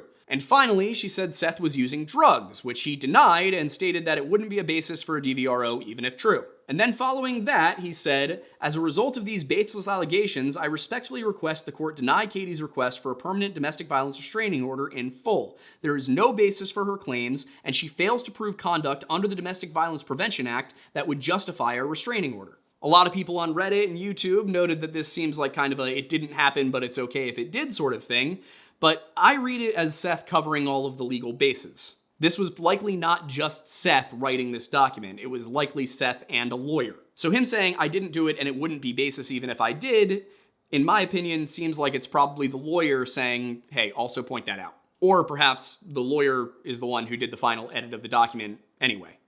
Anyway, that's speculation. Maybe Seth is just being weird here. Seth then went on to cover specific incidents not mentioned in Katie's document, which is why I think that this is probably not a response to that directly, but a response to the domestic violence restraining order filing as a whole. The most recent of those incidents was from August 16th, 2016, which was a day before the restraining order was granted, and Seth wrote that the incident in question involved claims that he was watching Katie sleep and yelling at her for not being willing to beat Sebastian. Seth categorically denied doing either of those things and said that what actually transpired was entirely different. According to Seth, he had asked Sebastian to clean his room, but Sebastian told him that he didn't need to listen to anything that Seth said, and that Seth should apologize for telling him what to do. Seth claims that he attempted to appropriately discipline him by sternly telling him that under no circumstances should he ever speak to any adult in that way. At this, he says that Sebastian ran downstairs, jumped into his mother's lap, and then told her that he hated his father and wished he would leave and never come back. Katie allegedly walked outside after Sebastian had calmed down, at which point Seth says that Sebastian apologized and told him he loves him and he wants to live with him after all. And yes, I know it sounds a little, and then the whole bus clapped. Seth continued that after this incident, I was very upset, but I was never violent in any way. And he said the neighbor was in the house and watched the entire thing unfold. Supposedly, the neighbor asked what was wrong and said that the whole thing was kind of uncomfortable to witness, but Seth said he just wanted to go outside, have a cup of coffee, and calm down. He finished that story by reaffirming that he had not acted violently toward her or anyone in the house and had not yelled at her because she wouldn't beat Sebastian, her in this case being Katie. The second instance he addressed involved Katie's claim that on August 22nd, 2016, Seth was being belligerent and yelling at her and their son. He denied that this occurred at all, and from a legal standpoint, rightfully pointed out that this is not cause for a domestic violence restraining order. He explained that on this day, he and Katie had been arguing about how they were going to proceed with the divorce, which had been filed, but at the time, they were still living together, and they needed to figure out how to handle that tension. He says that during that argument, he left the home and slammed the door behind him. But that is not what broke the door. According to him, the door was already broken. He didn't elaborate on the specifics of the argument, but he did say that he never once acted violently and never once did he encourage her to beat their son. The final instance noted in the document is a claim that on October 11th, 2016, Seth was angry at Sebastian and hit him as a result, which Seth categorically denied doing. He pointed out that Sebastian suffers from a rare condition called 6q27 chromosomal deletion syndrome, and one of the symptoms of that is it causes you to hit and bite yourself out of frustration. Seth explained that Sebastian has been known to throw himself to the ground during these incidents, and that this is a very common occurrence for him, and others have witnessed him doing this. And in support of this claim, he says he filed declarations from some of these witnesses. Seth did describe the events of that day in the filing, but he gave a much more detailed version of the story to the Pascal show on April 5th. To be clear, that is April 5th of this year, not April 5th of 2016. Seth claimed that on that day he made Sebastian a deal, which was if the boy cleaned his room, then they could go swimming, because Sebastian, as all the parents have agreed, loves swimming.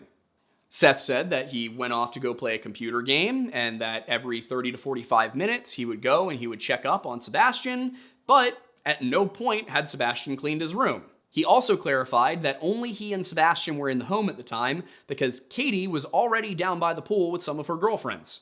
Finally, about 4 or 5 hours after he had told Sebastian to clean up so that they could go to the pool, he went up to check on him and found that the room was now more of a mess than before, and that Sebastian was sitting butt naked playing his Wii. Rather than admonishing Sebastian, rather than yelling at him, punishing him for not doing his chores, Seth says that he just simply went to his own room, put on his swim trunks, got his beach towel, and then walked past Sebastian's door. And he says that when he walked by Sebastian's door, Sebastian noticed and mentioned that he also wanted to go swimming. Seth told him that since he hadn't cleaned his room or made his bed, he was not allowed to go swimming, and this made Sebastian very upset. Sebastian allegedly stormed across the room, stomping his feet, and in the process stomped on a Hot Wheels car, then tripped and began to fall towards the doorframe. Seth said that when this happened, he reached out and tried to put his hand between Sebastian's head and the wall, emphasizing that he'd much rather Sebastian hit his hand than the wood due to the fluid pocket on his brain. After ensuring Sebastian was okay, Seth says that he went downstairs and started to swim laps in the pool, and not long after that, Sebastian ran downstairs and jumped into his mom's lap and said, "Daddy hit me." It was at this point that he says Katie turned around and filed because we were in the middle of the divorce, still living in the same residence. She turned around and child abuse, domestic violence, and had a move-out order issued, and they served it like 3 days later. And I should be clear at this point that none of what he told Pascal on April 5th, 2024 contradicts anything in his 2016 filing, in which he notes that Katie never called the police and Katie never took Sebastian for any medical care as a result of this alleged incident. He finished by stating Katie never took any action whatsoever consistent with a parent whose child had been abused. Katie's allegation that I abused Sebastian in any way is completely false. Now, with regard to the more vague allegations of him having temper and drug issues, Seth argued that it was untrue that he yelled and screamed at her with balled fists, as she alleged, and that while he was on painkillers, they were legitimately prescribed. He agreed that he did yell at her at times and that they did argue, but that he never threatened her with violence. As for the drugs he was taking, they were for 9 herniated discs in his back, a torn meniscus in his left knee, and 3 tears in his right shoulder, all of which should be corroborable by his doctor. In addition, he stated that he was in physical therapy for his injuries, and whoever the physical therapist was, they should also have records of this, unless those records were destroyed. Now, them being destroyed would not necessarily be suspicious after 8 years. If they're digital, however, might be a little weird. Adding on to all of that, he said that he finds it ridiculous that Katie alleges she is in fear of him, as even if he was acting violently, he would not be able to physically abuse her due to his injuries. While I am in great physical pain, he argued, Katie is not only physically healthy, but as she is in the Navy, she has received training in physical combat techniques. She has no fear of me. That one, I have to say, feels a little flimsy, given that Seth seems to be a rather large man, but at the same time, Katie does not appear to be much of a small woman, and if Seth was legitimately that injured, I could see where he's coming from. The next portion of the document is his response to Katie's child custody order request, which, while is not explicitly described at any point in the document, it seems was designed to prevent Seth from seeing Sebastian, based on what Seth said in the document. Seth wrote, "I find it disheartening that Katie alleges Sebastian has anything to fear from me. I have always been Sebastian's primary caregiver. As Katie is in the Navy and is stationed on board a ship, she works and is often deployed while I act as a stay-at-home dad. I care for Sebastian's day-to-day needs, and this is a continuous task given his special needs due to his condition. I love it and embrace it, even though it can be troubling at times. Sebastian and I have built a special bond due to the fact that I am always home with him, taking care of him. He has no reason to fear me." I should note that I have not verified this yet, but it seems that at this time, Sebastian had not yet been diagnosed with autism. Towards the end of the document, Seth outlined what he believed was really going on here, saying that Katie only filed this request for a domestic violence restraining order in order to gain a tactical advantage in our divorce. He suggested that Katie cooked up the domestic violence accusation as a way to kick him out of the house and to prevent him from seeing his son. Lastly, Seth addressed Katie's request that the court order him to pay her attorney's fees, even though Seth was a stay-at-home dad with no significant income of his own, and Katie was an E5 in the Navy with, at this time, based on what I found on her LinkedIn, at least 5 years of experience. While not a huge payday, the salary and benefits for a Navy E5 with 4+ years of experience and 2 dependents are nothing to sneeze at. So basically, Seth's argument here was, Katie doesn't need me to pay her attorney's fees, she can pay them herself. In fact, not only that, but Seth argued that since she made significantly more than he did, and because her request was, as he put it, baseless and unnecessary, it should be her paying for his attorney's fees, not the other way around. And then in his conclusion, he restated his main points, writing that Katie and Sebastian have no reason to fear me. I have never harmed, harassed, or threatened them. Katie's request for a domestic violence restraining order is simply a tactic she is using to try and get me kicked out of the marital residence and cease my contact with our son. I respectfully request the court deny her request in full. I also request the court order Katie to pay my reasonable attorney's fees to defend against her false accusations. In the end, the domestic violence restraining order did not go through, and it seems that Seth was granted shared custody with no specific time arrangements. Now, it is of course possible that Seth is everything Katie described and that he just got very lucky and managed to weasel out of these allegations. But I think we need to go through the claims and evidence here because they're all rather important to the point I'm trying to make. Looking back at this, Katie accused Seth of multiple incidences of child abuse, citing numerous witnesses including teachers, neighbors, social workers, therapists, and naval personnel, as they would have had to process this alleged ban of Seth from the naval base. Included amongst her claims were accusations that Seth had hit Sebastian in the head in front of a teacher while being fully aware that his son had hypoxic fluid in his brain. She also said that while she was on deployment, a then 7-year-old Sebastian would be abandoned for long periods of time and her neighbors would have to tell him to go home and lock the door, but none of them called CPS. Katie also said that when she brought the temporary restraining order to Sebastian's school, they notified her that they had called CPS a week prior. And then, in addition to the accusations that involved witnesses, she also accused Seth of a number of other inappropriate and unacceptable behaviors. She claimed that he would frequently expose himself to Sebastian by walking around the house naked.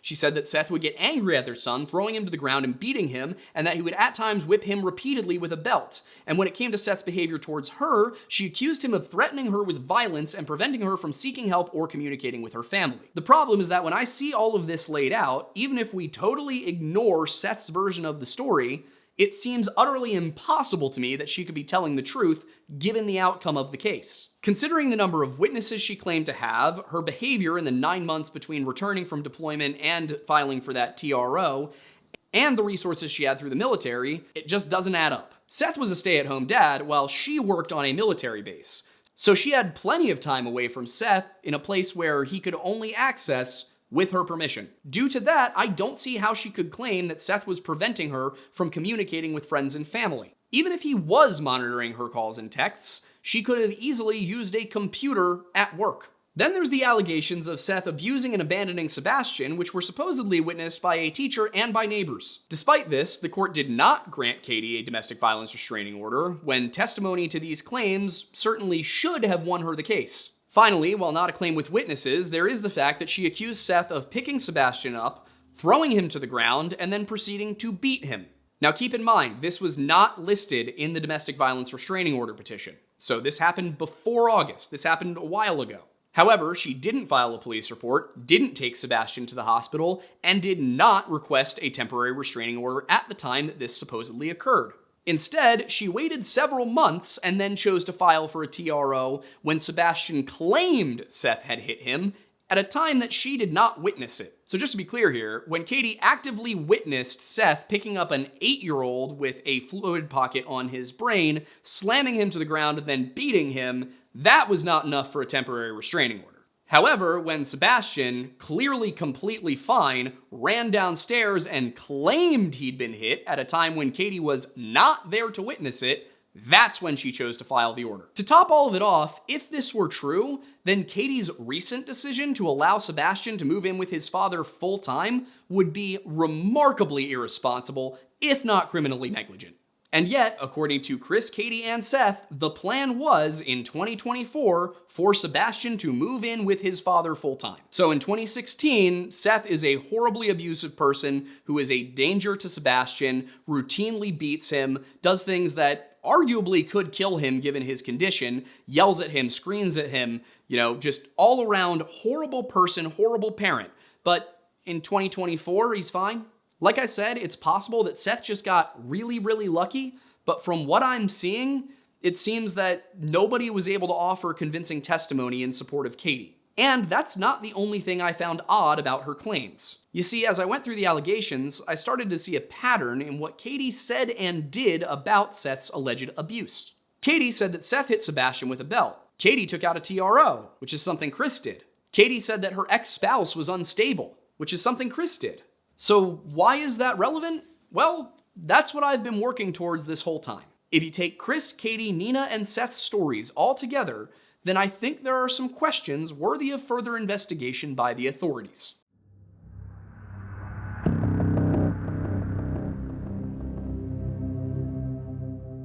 After a few weeks of doing quite literally nothing but this, I think it's worth asking how long Chris and Katie have been together, how Sebastian and Faith factor into their relationship, and why it could be the key to understanding Sebastian's disappearance.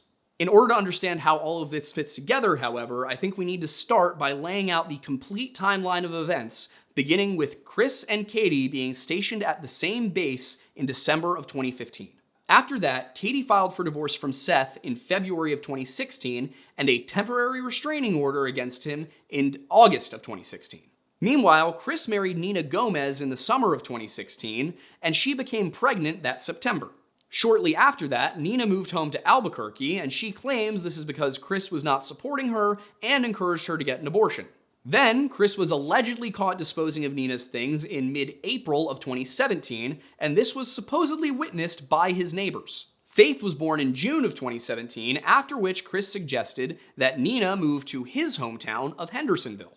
After that move, Chris and Nina got in a fight over a text message from a female coworker of Chris's at the end of August or beginning of September 2017. And I want to be clear here that it was Chris who said it was a coworker. Chris filed a temporary protective order against Nina in mid-September of 2017, but lost the attempt to get a full protective order at the beginning of October, allowing Nina to return to New Mexico and file for divorce and custody there.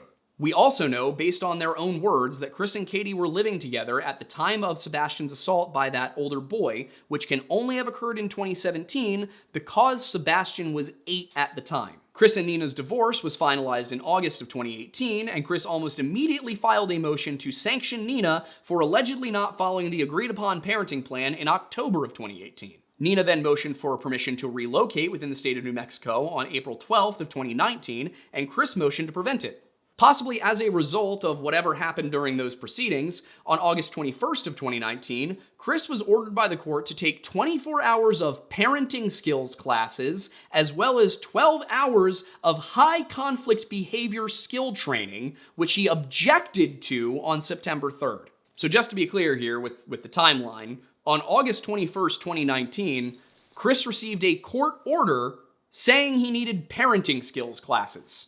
Chris's objection was rejected, and he informed the court of his completed courses on November 19th of 2019, and it seems COVID put a pause on the whole affair until Nina motioned to modify the parenting plan in April of 2021. The plan was amended in October, but there's no details on what any changes were or if Chris objected to them. Almost a year later, in August of 2022, Nina switched Faith from the local public school, Bosque Farms Elementary, to a Native American academy in Albuquerque, New Mexico. And it was at this point that Chris motioned to relocate Faith to Tennessee and to grant him primary custody, because apparently this was an unapproved change in schooling. Nina, on the other hand, says that she moved her to the academy because it was closer to where the other two children went to school, and she was trying to make the commute easier for everybody.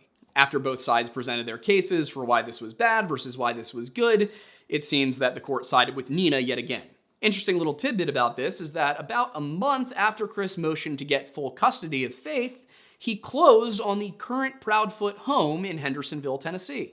Now, I can't say for certain, but that would suggest that he put the offer on the house in, July or August of 2022, before or when he filed for custody of Faith. Not much in the court record for another year or so, but in September of 2023, Chris requested a hearing, though the reason for doing so is unclear. The motion was for a written report on relocation, but beyond that, there's no information. Whatever the reason for the motion, however, on November 16th of 2023, Nina was ordered to appear before the court to show cause via Zoom, and that hearing was to take place on January 2nd, 2024. On December 27th, 2023, Nina was served with the same order to appear before the court on January 2nd that she had received on November 16th, 2023. And according to Nina, this whole thing with her being served those documents again was a setup to make her look crazy so that they could then, at the January 2nd hearing, file an emergency ex parte motion for modification of custody and a psychological evaluation of Nina, with the evidentiary hearing scheduled for March 5th, 2024. Before they got to that hearing, however, on February 26, 2024, Sebastian Rogers was reported missing at around 6:30 a.m. after Katie claimed she woke up and he was not in the home. Chris filed for a continuance in his custody case on February 29th and then again on March 19th before filing a motion to seal the records of that custody case on March 25th, which you may remember is the same day they appeared on Nancy Grace. Affidavits and subpoenas were thrown around for a few months after this until June 6th, when Chris filed an emergency ex parte motion which I believe was intended to force Nina to send Faith to live with him for the summer, per their parenting plan. Nina responded the very next day with an objection, but her objection was rejected on the 10th, and she had to send Faith to stay with Chris for the summer. The most recent update to this case, per the court records, as of shooting this on July 29th, 2024, is that Chris has filed a motion to return to the status quo, and yet again sanction Nina, who currently, so far as I'm aware, has Faith. So, with all of that in mind, I want law enforcement to consider the following facts. Chris and Katie Proudfoot have avoided saying precisely when they met, and as we know, it's possible they met as early as December 2015. Katie accused Seth of doing many of the same things in 2016 that Nina would go on to accuse Chris of doing in 2017, and followed the same legal playbook that Chris would a year later when trying to take Faith. Chris Proudfoot has been married 5 times in about 25 years, he was in the military the whole time, and service members are known to sometimes marry just for the benefits. To elaborate on that, when Chris married Nina, he would have received better housing and benefits as a husband with 3 dependents, even after Nina moved back to Albuquerque, so long as she didn't divorce him. When Katie divorced Seth, she would have lost those same benefits, which would have downgraded her lifestyle. And we know that Chris married Nina around the same time that Katie kicked Seth out. We know that Nina did not move back to San Diego at any point, and that shortly after Faith was born, she moved to Hendersonville at Chris's request. And for most of this time, she stayed with Chris's mother. This put her in a position where she had no one around to support her if something were to go wrong with Chris or his family. In simple terms, she was as isolated as she could possibly be. At this time, Chris was still stationed and spending the majority of his time in San Diego, now without any possibility of Nina sneaking up on him, because his family could tell him if she were going to do so. When he did return to Hendersonville to help move Nina into their new apartment, he received a text from a female coworker, as he put it, which Nina interpreted to be romantic in nature, and she accused him of cheating.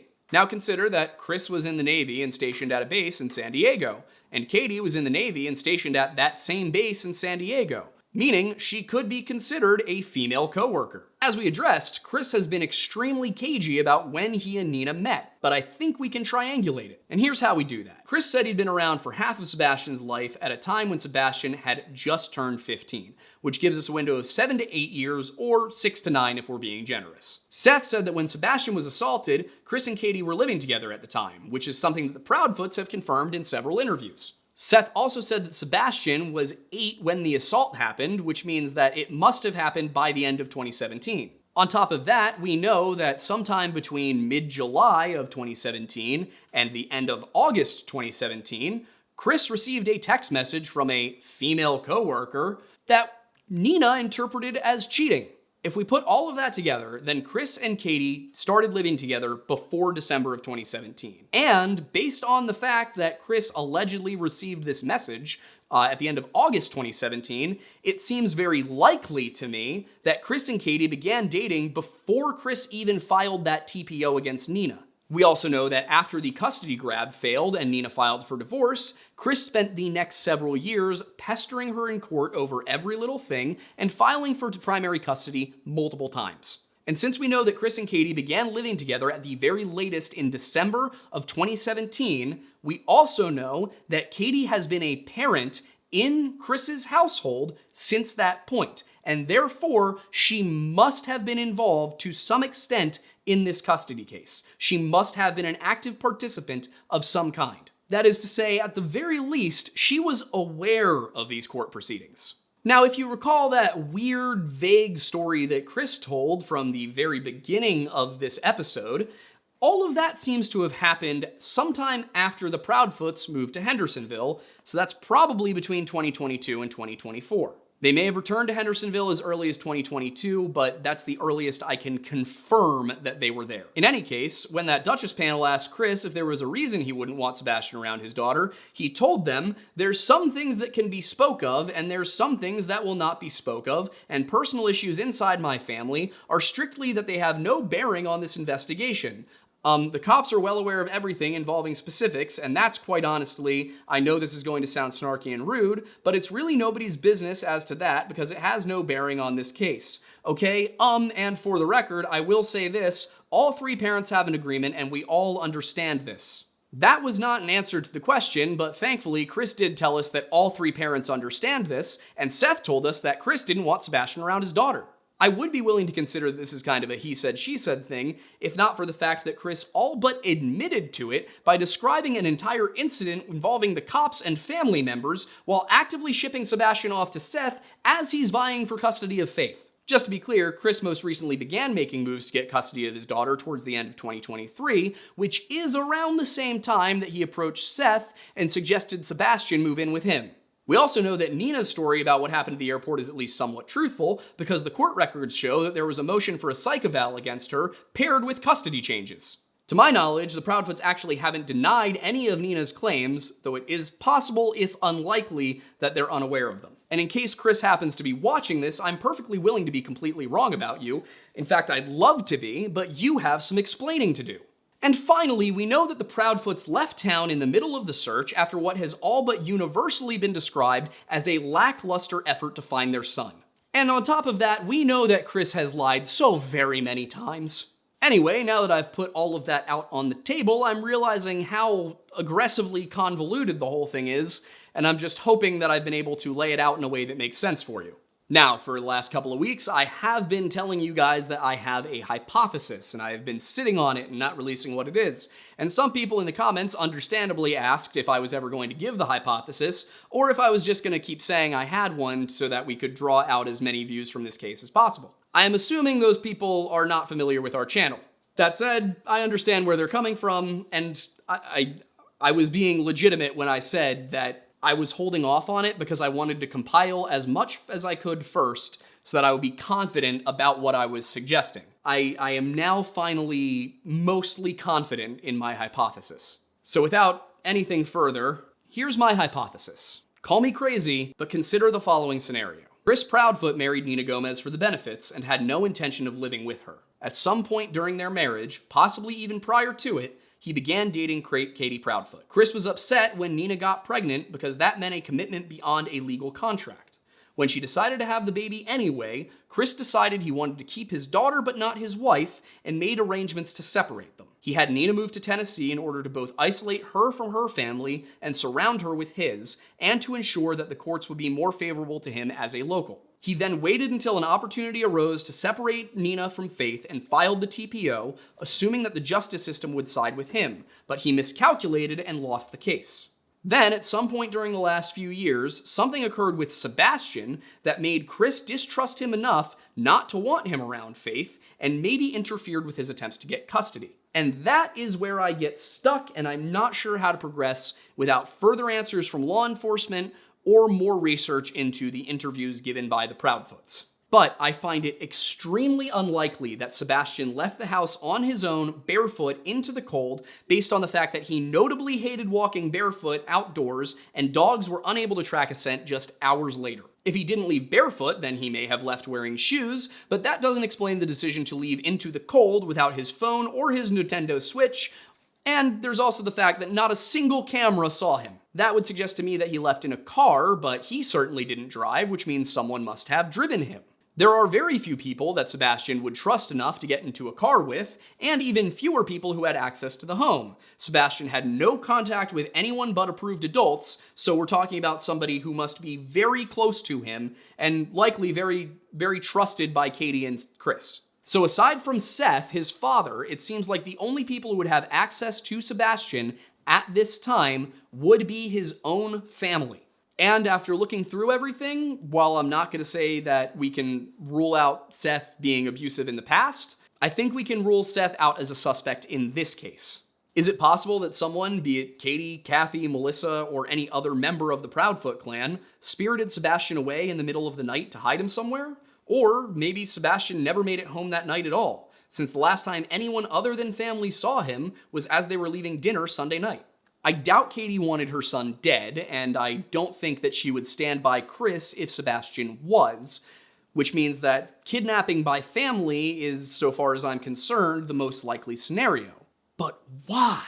Chris had gotten what he wanted with Sebastian moving out of the house, so there was no reason to make him disappear on that front. Having your one child go missing while you're actively fighting for custody of the other probably doesn't help your case, so I doubt this was plan A, so to speak. The only thing that I could imagine would warrant this would be Sebastian throwing a wrench into the custody battle, and this would probably be related to the abuse by Chris. From there, I can see two main possibilities. The first is that should Sebastian testify in this custody battle, or should he be allowed to give a statement in this custody battle? Well, he's autistic. His testimony would be very honest, and a very honest testimony from Sebastian would be very bad for Chris. The second is that Chris misrepresented his most recent encounter with CPS after he beat Sebastian with a belt for at least the second time, and the case was more serious than he let on. Now remember, Chris said in his interviews that this CPS worker came to the house, took Sebastian outside, and then told Sebastian, "Hey, buddy, when you're being punished, you shouldn't tell anyone. You're gonna get your dad in trouble. Don't do that.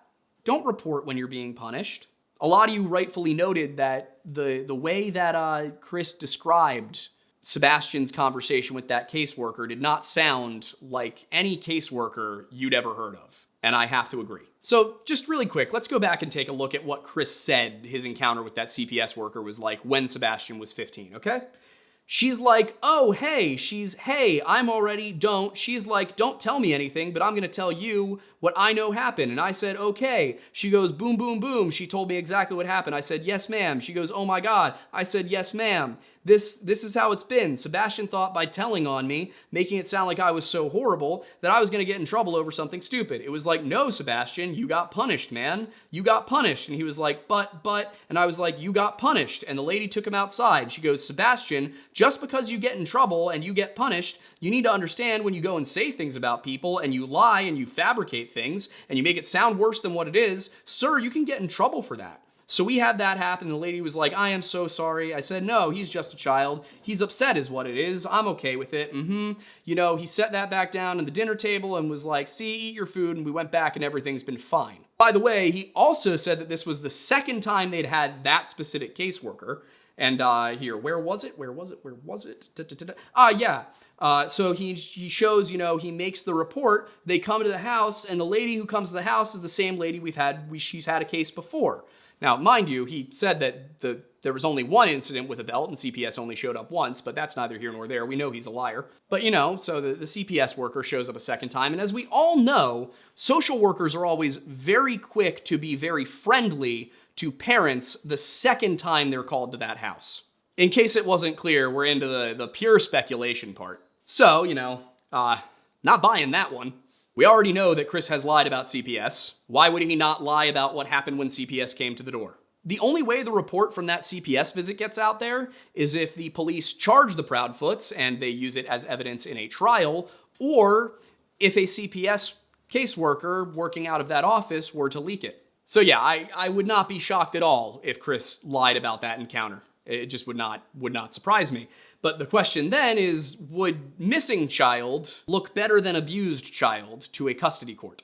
But just to reiterate, bring things back, reset, make sure we're all on the same page about where we are.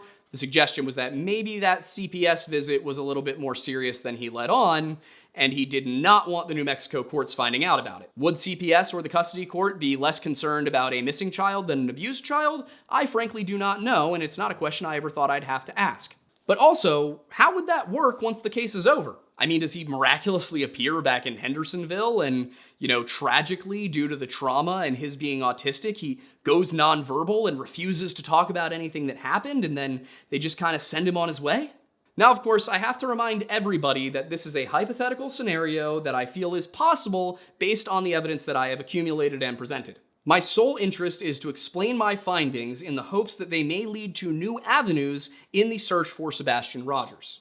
I am in no way asserting that the hypothetical scenario I described today is to be understood as an allegation of any kind, nor am I making the claim that any party is responsible for Sebastian's disappearance. By the time this video goes live, all of the research that I have compiled will have already been sent to the FBI and the TBI, as well as the Davidson and Shelby County Sheriff's Departments. I genuinely do believe that Sebastian was kidnapped, if not by his family, than by somebody else with access to the Proudfoot home. And either way, I do not see a reason to believe that he's not still alive out there somewhere. For my part, I am praying day in and day out that he is, because I know that is precisely what I would want from everyone if my little brother was missing. My little brother with autism, of whom I see so much in Sebastian, and for whom I would never stop searching, no matter what the cost.